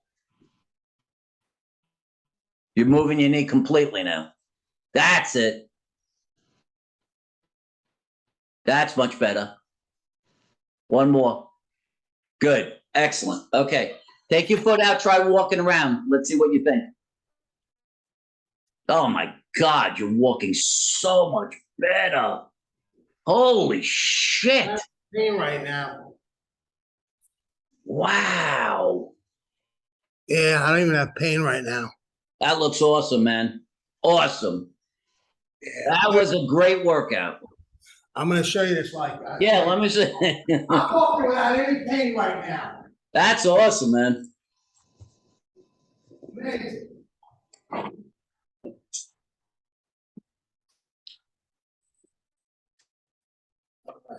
I'm gonna show you the experiment, but it'll blow your mind. This is what happens when you put water in our powder. It prevents it's for drought.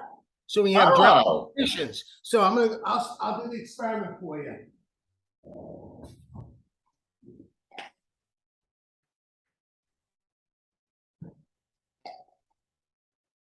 So what I'm gonna do is I'm gonna start with just a cup of water.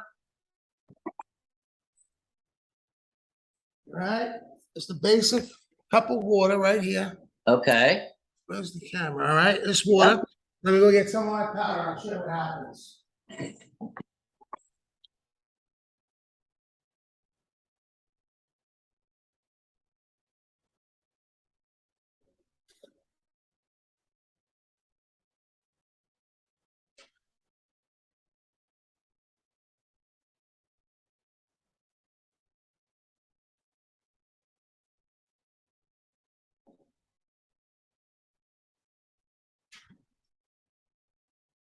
I'm walking right now with no fucking pain. Look at the way you're walking. You're not even limping. There's Not nothing. at all. And I'm moving it with pace. That's awesome. All right, so let me see if I can do it this way.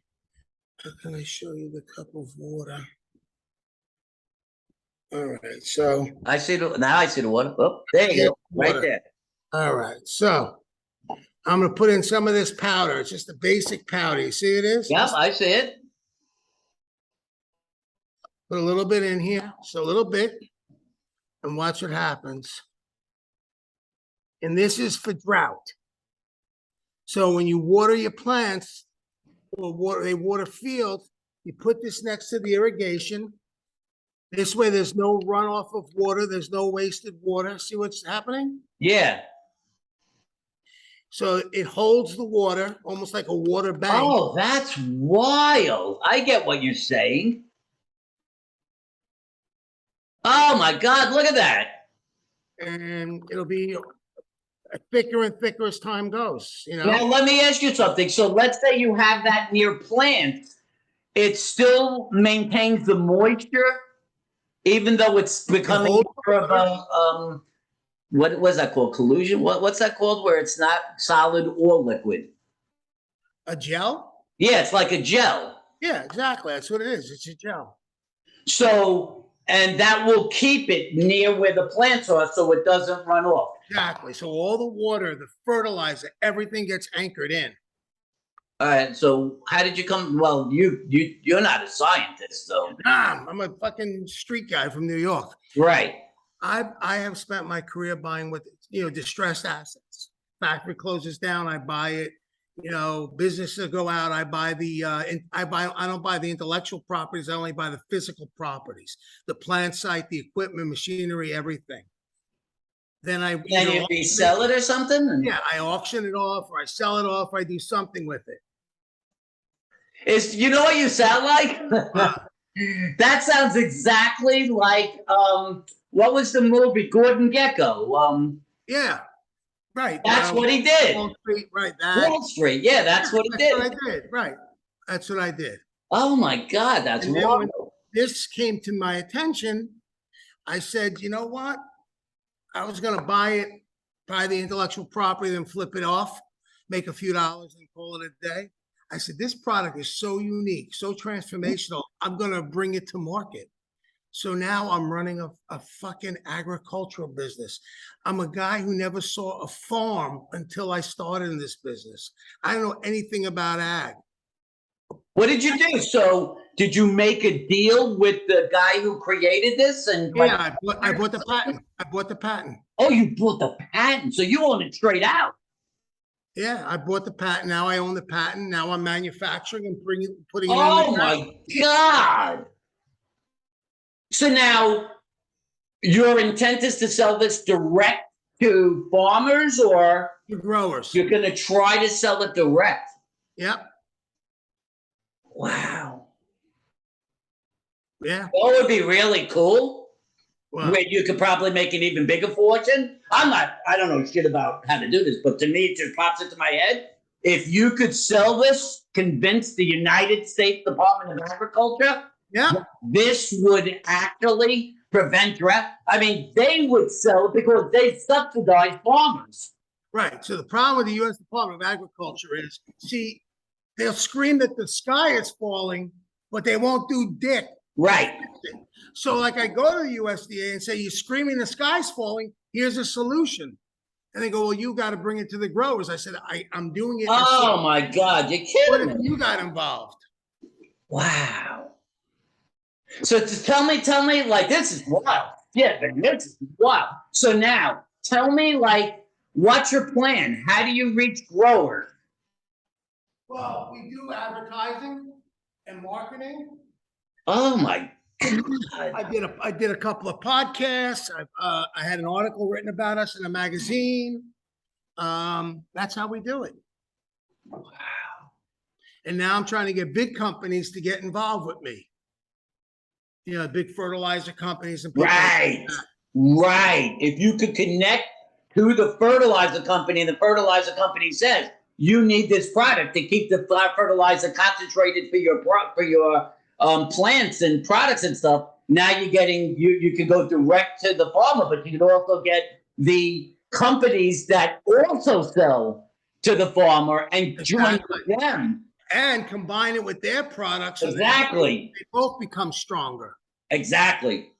So that's Wow. what I'm doing now. And it's an undertaking, man. I mean, it's a startup company. I pumped over $1 million in.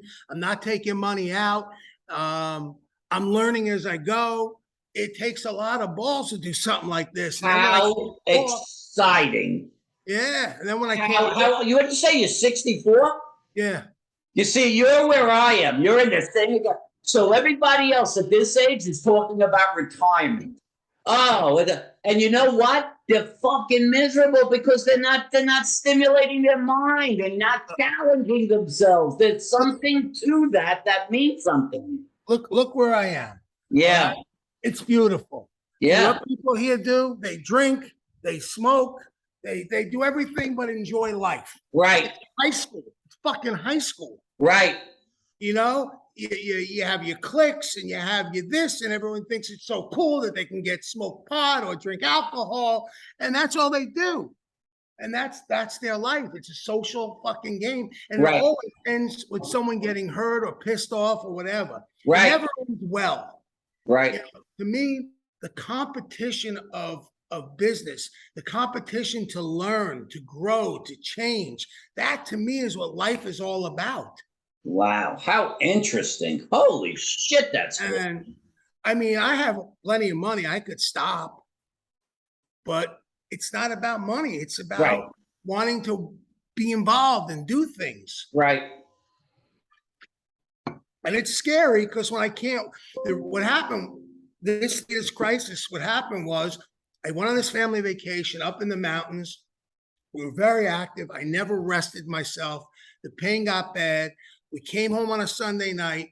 I got on a 6:30 a.m. flight on Monday, and then I started walking a convention for 3 straight days, 8, 10 hours a day, talking to people. When it was over, I couldn't get out of bed. Wow. I was in so much pain. I didn't know what to do. And I couldn't take pills and I couldn't take medicine. I was fucked, gone. And that's when Barry and her husband, Barry's husband's like a brother to me. He told me, I guess John is Todd's partner or former partner. Was, yeah. Yeah. Yeah. So they told me to give you a call, and that's how I wound up with you. Mm. It's destiny, man. That's the way I look at this now. The people that don't contact me, it's just I see it as I've been given this gift by God, and now God is giving the chance for it to be utilized. So just so you have a full picture, when this happened in '93, my left leg went completely numb. I couldn't walk Yeah. at all. They did the first surgery in February of '93. I had 2, 3, and 4 right after that. What happened was I had an infection. It ate away at the bone, and I was in a wheelchair from September 1994 to May '95. I could not walk. I literally needed a wheelchair outside the home. I could get around my house a little bit, but I was a fucking mess. I ballooned up in weight. I was miserable. I had a 6-year-old, a 4-year-old, and a newborn, and bills that, choke a fucking horse. I was in the wheelchair. I was on the verge of bankruptcy, and I started to just, I don't know, got lucky, had a few deals going my way. And ever since then, I've been okay financially, but physically, it's gotten worse over the years. So I went from '95 to 2017 without a surgery, but I was using pills on and off. Oh, wow. I get off the Percocet, get on the Percocet, get off the pills, get on Oxycontin. Then I got off Oxycontin, then I get on something else. And this has been my life. This has been my fucking life. Horrible. Well, I mean, hopefully already in less than a week, you can kind of see that there must be something to this. Well, I'm feeling optimistic, which is more the most important thing, because I can't wake up I've never had anxiety in my life. Yeah. Even at my lowest points, I always felt I was strong enough to overcome circumstances. This time, I didn't think I could overcome them. I felt older, I felt weaker, and I just felt tired. I've done this. It's enough already. It's enough already. But this has been a shot of optimism into my life. Working with you these 3 sessions, these last couple of weeks, I feel alive again. Yeah, it's great, man. And that's part of what the allure of the way I do this is, I think. I think the first thing I do is transform someone emotionally and spiritually. Well, the physical comes after. Every time I went to physical therapy, I'd walk out of there going, come on, man. It's the same fucking shit all the time. The same thing. We'll put a heat over here. We'll put the massage thing on your back. We'll do this. So, I mean, it was the same shit. Then I went in the pool, and I was in the pool. I was fine. I get out of the pool, and boom, there's the pain again. It was like, I'll tell you a funny story that just really reinforces how bizarro my brain is. So this dude decides he's going to do some shit in his crawl space. He's going to do some construction or something. And all of a sudden, he puts his foot down. He thinks it's on a joist. It's not. And he literally falls through the joist, through the crawl space, onto the floor below. And he breaks his pelvis. Okay? Fractured pelvis, has surgery. And so it's months, and he's healing. And this guy has, just like you, he's got horrid pain right here. It's going boom, right here. Horrible. And the dude goes home because he can't stay at the hospital anymore. He's been in the hospital, and there's nothing left we could do. You got to live with the pain, right? And what is he being told? It's because of that pain. A fractured pelvis. The pelvis that he just had the surgery on. Mm-hmm. Little bitty problem is the fact your pelvis is up here. His pain is here. There's no fucking way this could be coming from a fractured pelvis. It's impossible. So I had already gone bankrupt. I had been forced, demeaned, to have to do home health care. And it was very hard for me mentally, but I'm the guy of all the people on the planet, the physical therapist that sent is me. And the guy's in his wheelchair and his wife, and I'll kind of give you a hint. This guy is the senior director for CBS Sports. You watch a football game, this is the guy who's running it. That's how influential this guy is. He lives in Boca. This is when I was down south in Boca. And him and his wife are there, and they're like, is he ever going to get out of the chair? He can't work it. Is this guy ever going to get out? And I say, I just do the same thing like you. I said, where's your pain? And he points to the groin. I'm like, here's a little hint for you. There's no way that's from your pelvis. You might have had a pelvic fracture. You might have had surgery, but that's not what's causing that pain. That's your sartorius muscle. And my suspicion is that you haven't weight beared, so your hip muscle's weak, and now it's causing that to shorten. I literally say, watch, I'm going to show you. Don't freak out. I'm just going to show you something. I massage the sartorius. I say, stand up, man. Stand up. He stands up. No pain. Guy shits his pants. Freaks out. I'm like, I'm telling you, brother, it had nothing to do with your pelvis. I'm not saying you didn't have a pelvic fracture. I'm not saying you didn't have surgery. But that's already healed, brother. This is something completely different. It's just that it happened at the time. And so now the coercion begins. Since it happened at the time of the pain, it's being caused by that fracture. So we do a couple of treatments within a couple of weeks. He's walking around. Then at the time, my ex-wife was a personal trainer and she was a physical therapy assistant. She started doing the treatments. The guy fell in love with her. We ended up for months doing personal training with this guy. And he came back. Not only did he resolve that pain and become fully functional, he started doing weightlifting all over his body. This was the guy in his 60s, I think it was. He transformed his body. He became an animal. It was so nice. Such a nice, happy ending to a guy. I'll never forget. That dude, man, when he stood up, he thought he saw God. And it wasn't. It was just a little analysis. That's all that ever was. But that's the kind of stuff that happens. And it's the same thing that I'm doing with you. You got to say, why me? Why was I giving this whacked out shit? Why was I forced to take this on? And I always tell about it. So you want to know who I was? I graduated physical therapy school. And at that point, if you said to me, what's your life? Where do you see your life in 10 years? It's quite simple. I'll have 2 facilities. I'll have a wife and kids, and I'm going to be a happy guy.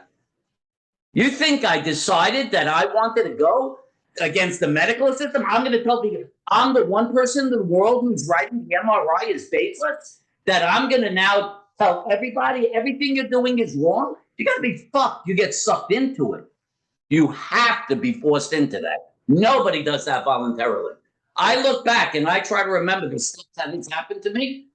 It was just a lighthearted fascination with people's bodies. It just started. It was just, you don't seem to be having what you should. And I kind of would like to see if I can figure out what's causing it so I can make it better for you. That it just started off real simple. And the farther I got in, the more I'm like, you know what? It almost starts to feel like it's sinister.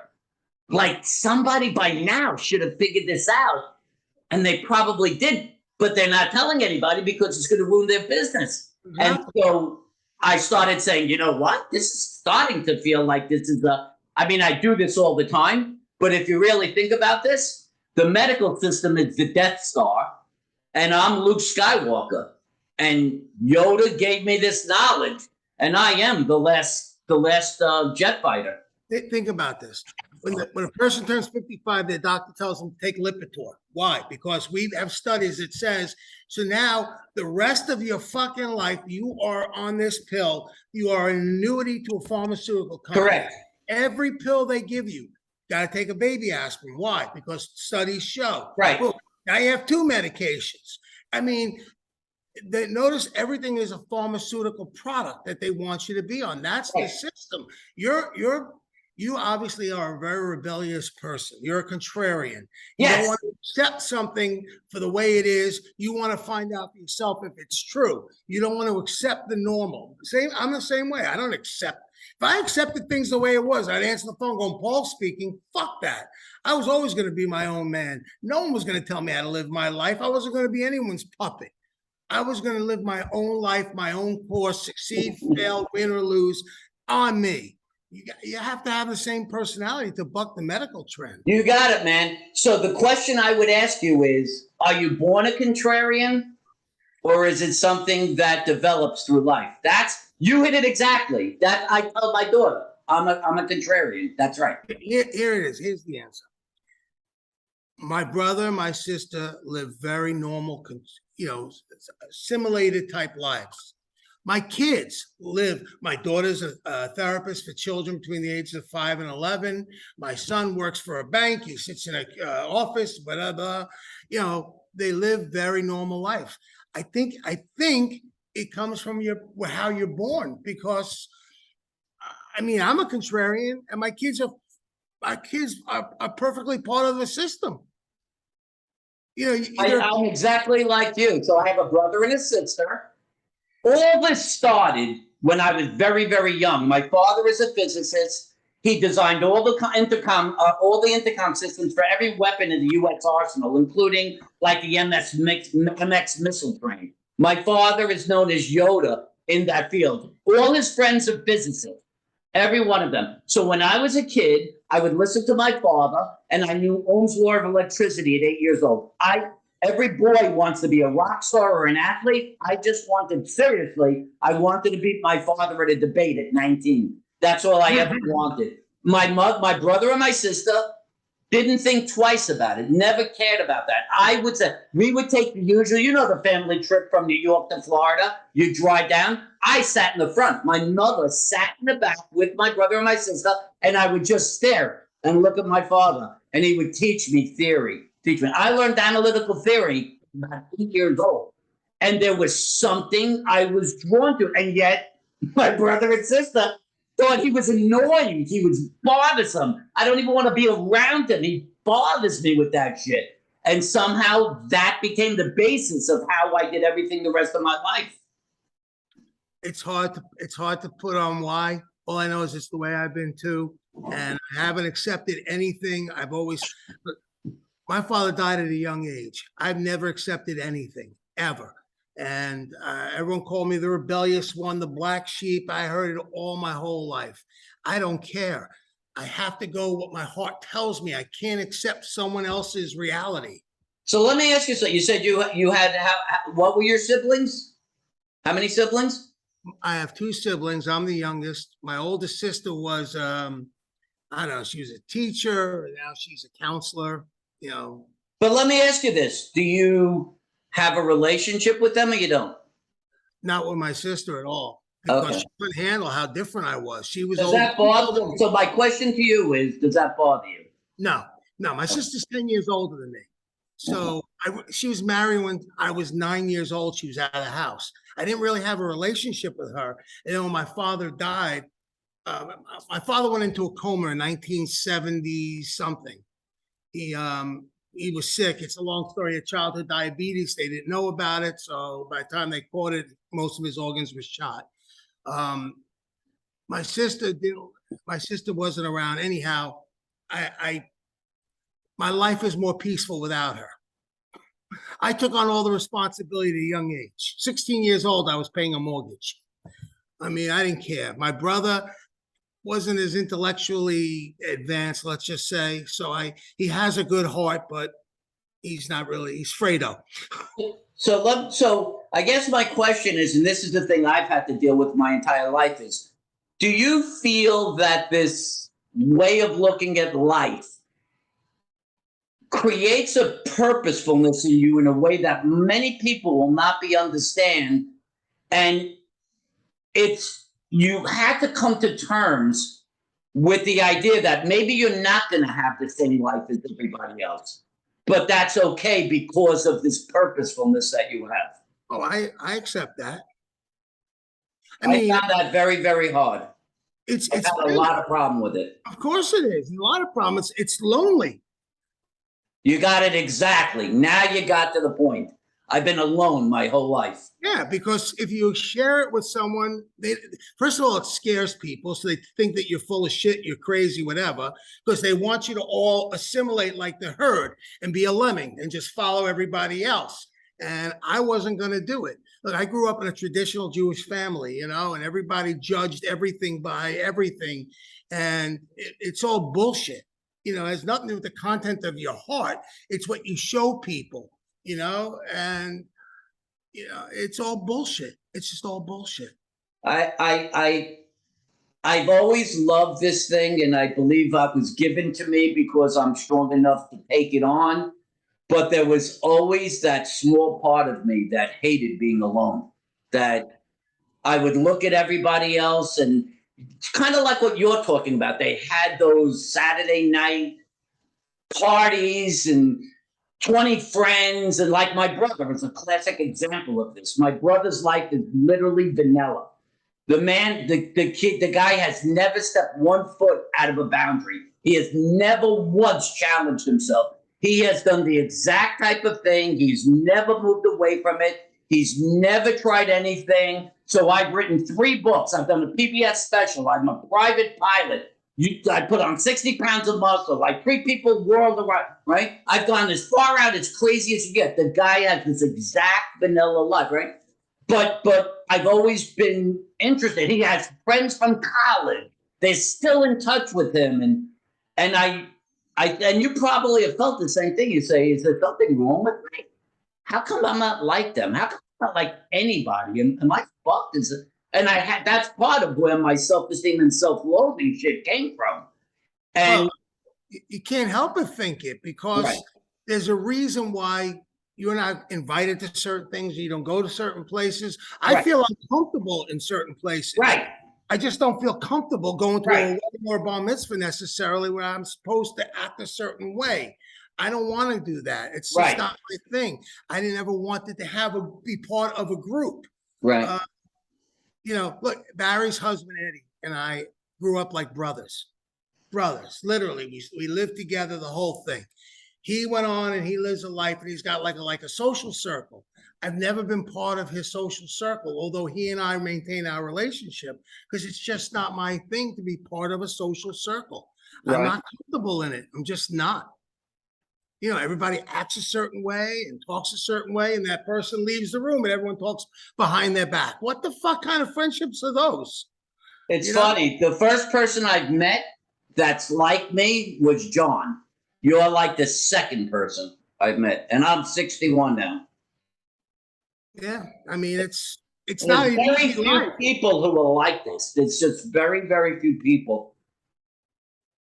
But I think there's a reason, and that's because the visionary, the aggressive person, they're the ones who accomplish the great things in life. Here's how I look at it. I'll tell you how I look at it.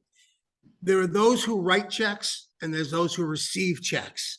So those who receive checks are more assimilated into a society. Those that write checks are more of their outlier. They're on their own.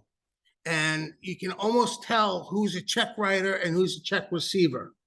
Because people seek safety and security. yes, And that's why they blend into society because yes, they want to have that Saturday night party. They want to have that paycheck. They want to have certain things. yes. Well, I didn't care about any of those things. I cared about living life by my rules. That's all I cared about. I wanted to live life by my rules, by my terms. And you can't do that and be part of this world. Once you receive a check from someone, you can't be your own person. They own your ass. God, it's so refreshing to hear someone talk like that. It's incredible. I can't believe it's so finally nice. It's you just have this cooped up in you, and I kind of come to peace with my life and recognize now that this was my destiny. This is what I was supposed to do, and I wasn't supposed to be a check casher and Right. and now I'm really okay with it. I've really come to peace with it. But hearing someone else say it now, it's amazing. It's really cool. I don't regret anything I've done. In 1981, when Fran and I got married, I married her. She's from Little Italy. Her Yeah. family never met a Jewish person until I showed up. Right. And my mother, when I married an Italian woman, couldn't believe this is who I was going to Right. marry. But I didn't care. I was telling my mother, I was supposed to say, look, I can't marry you. I can't be in love with you because you don't, I'm not a practicing Jew, but I should be a practicing Jew for you. Right. Everyone in my family couldn't believe it. 1981, you bring in a shiksa to the family? It's amazing. We actually have had very parallel lives because I married an Italian. And it's the same thing. I got serious. Yeah, it was just absurd. And I felt the same as you. I'm not marrying my family. I'm marrying a woman. And it's how I feel about it, not what you think about it. And if you don't like that, and we became very isolated. Very isolated. My mother, we used to go to these Jewish, like Passover, for example. Yeah. First person who left was everyone. Did you see what she was wearing? Did you see how the kids were dressed? What the fuck? This is you must celebrate the holiday with the family, but then we criticize and put them down. What are you fucking kidding me? I can't believe I went. This is exactly how our life was. It was the And when you- exact thing. And when you ask the question, were you born a contrarian and learned it? I'll tell you what.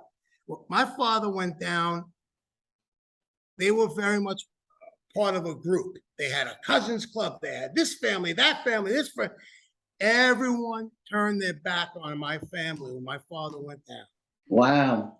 Everyone. When I say turn their back, it's your problem. It's your problem. It became my problem. 16 years old, I'm paying the bills. And I'm looking around like this guy who was like my father's brother, his cousin, who had a very, big business and everything. Never showed up again. Was at my house twice a week. I never saw him after my father got sick. Never. I mean, I realized at a young age, the only one you can rely on is yourself.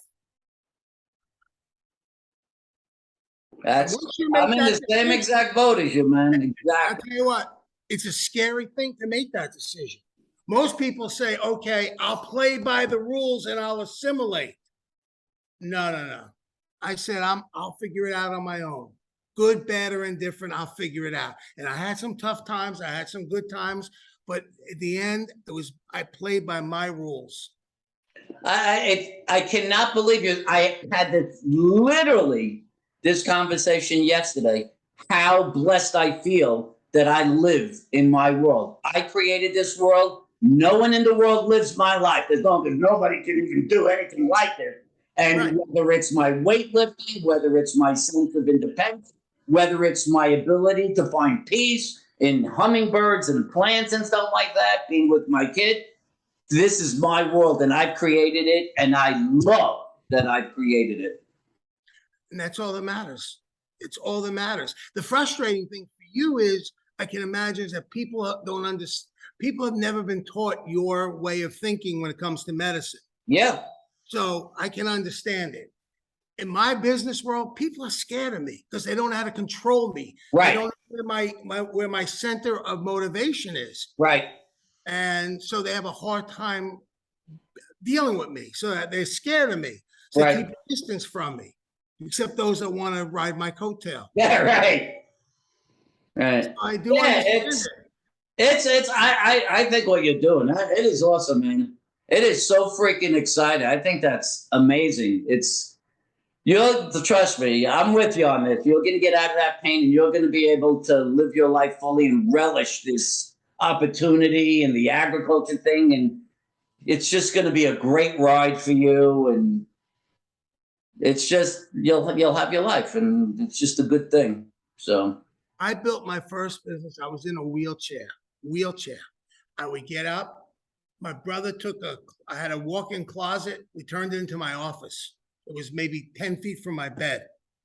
And in that walk-in closet, I built a multi-million-dollar business by myself while unable to walk. Wow.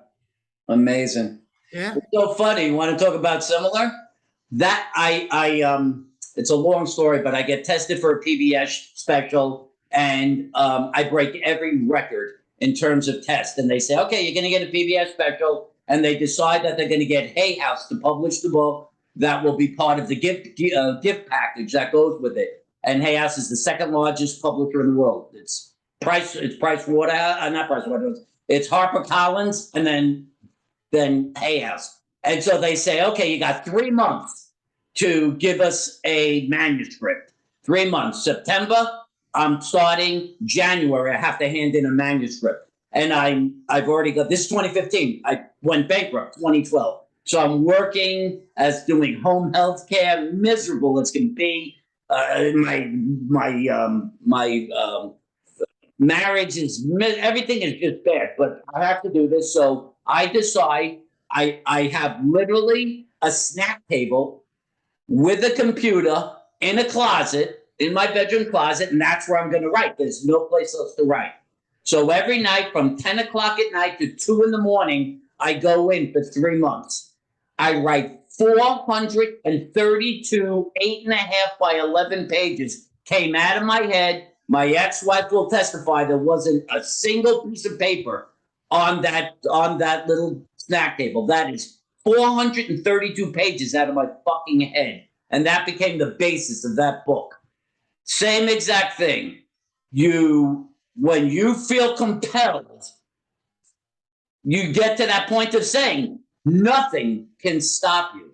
You feel invincible. You feel invincible. And even if there's self-doubt and shit like that, it's this other feeling that you have within yourself supersedes all other feelings. That's right. And the only thing that's kept me back from really achieving so much more is pain. Yeah. Yeah. I mean, I've lived with it so long already. It's gotten to the point where it's not good. So this, however reason we're together, this is good for both of us. Yeah. Oh, yeah. I'm telling you, man, I feel like I have come now for you at this time, because this agricultural thing is probably going to be the biggest thing you've ever accomplished. And you will be able to accomplish it because you'll be free of your pain and you'll have your functionality back. And it'll allow you to have your mind set strictly on that goal.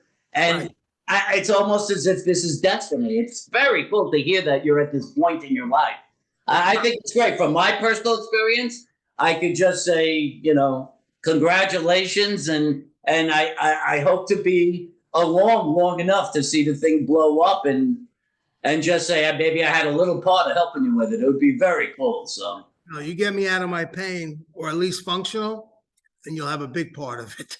It'll be nice. I'm excited.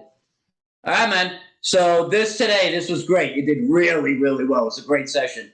So I'll do 2 more exercises and I'll hook up with you next Monday. Right. You're going to do it Wednesday and Friday only, and then just schedule an appointment for Monday, and we'll follow through again. We're going to see where you are on Monday. If you have any problems prior, just let me know. You got it. Thank you. My pleasure, Paul. It's really great. I enjoyed working with you. I enjoyed it. And talking. It's very cool.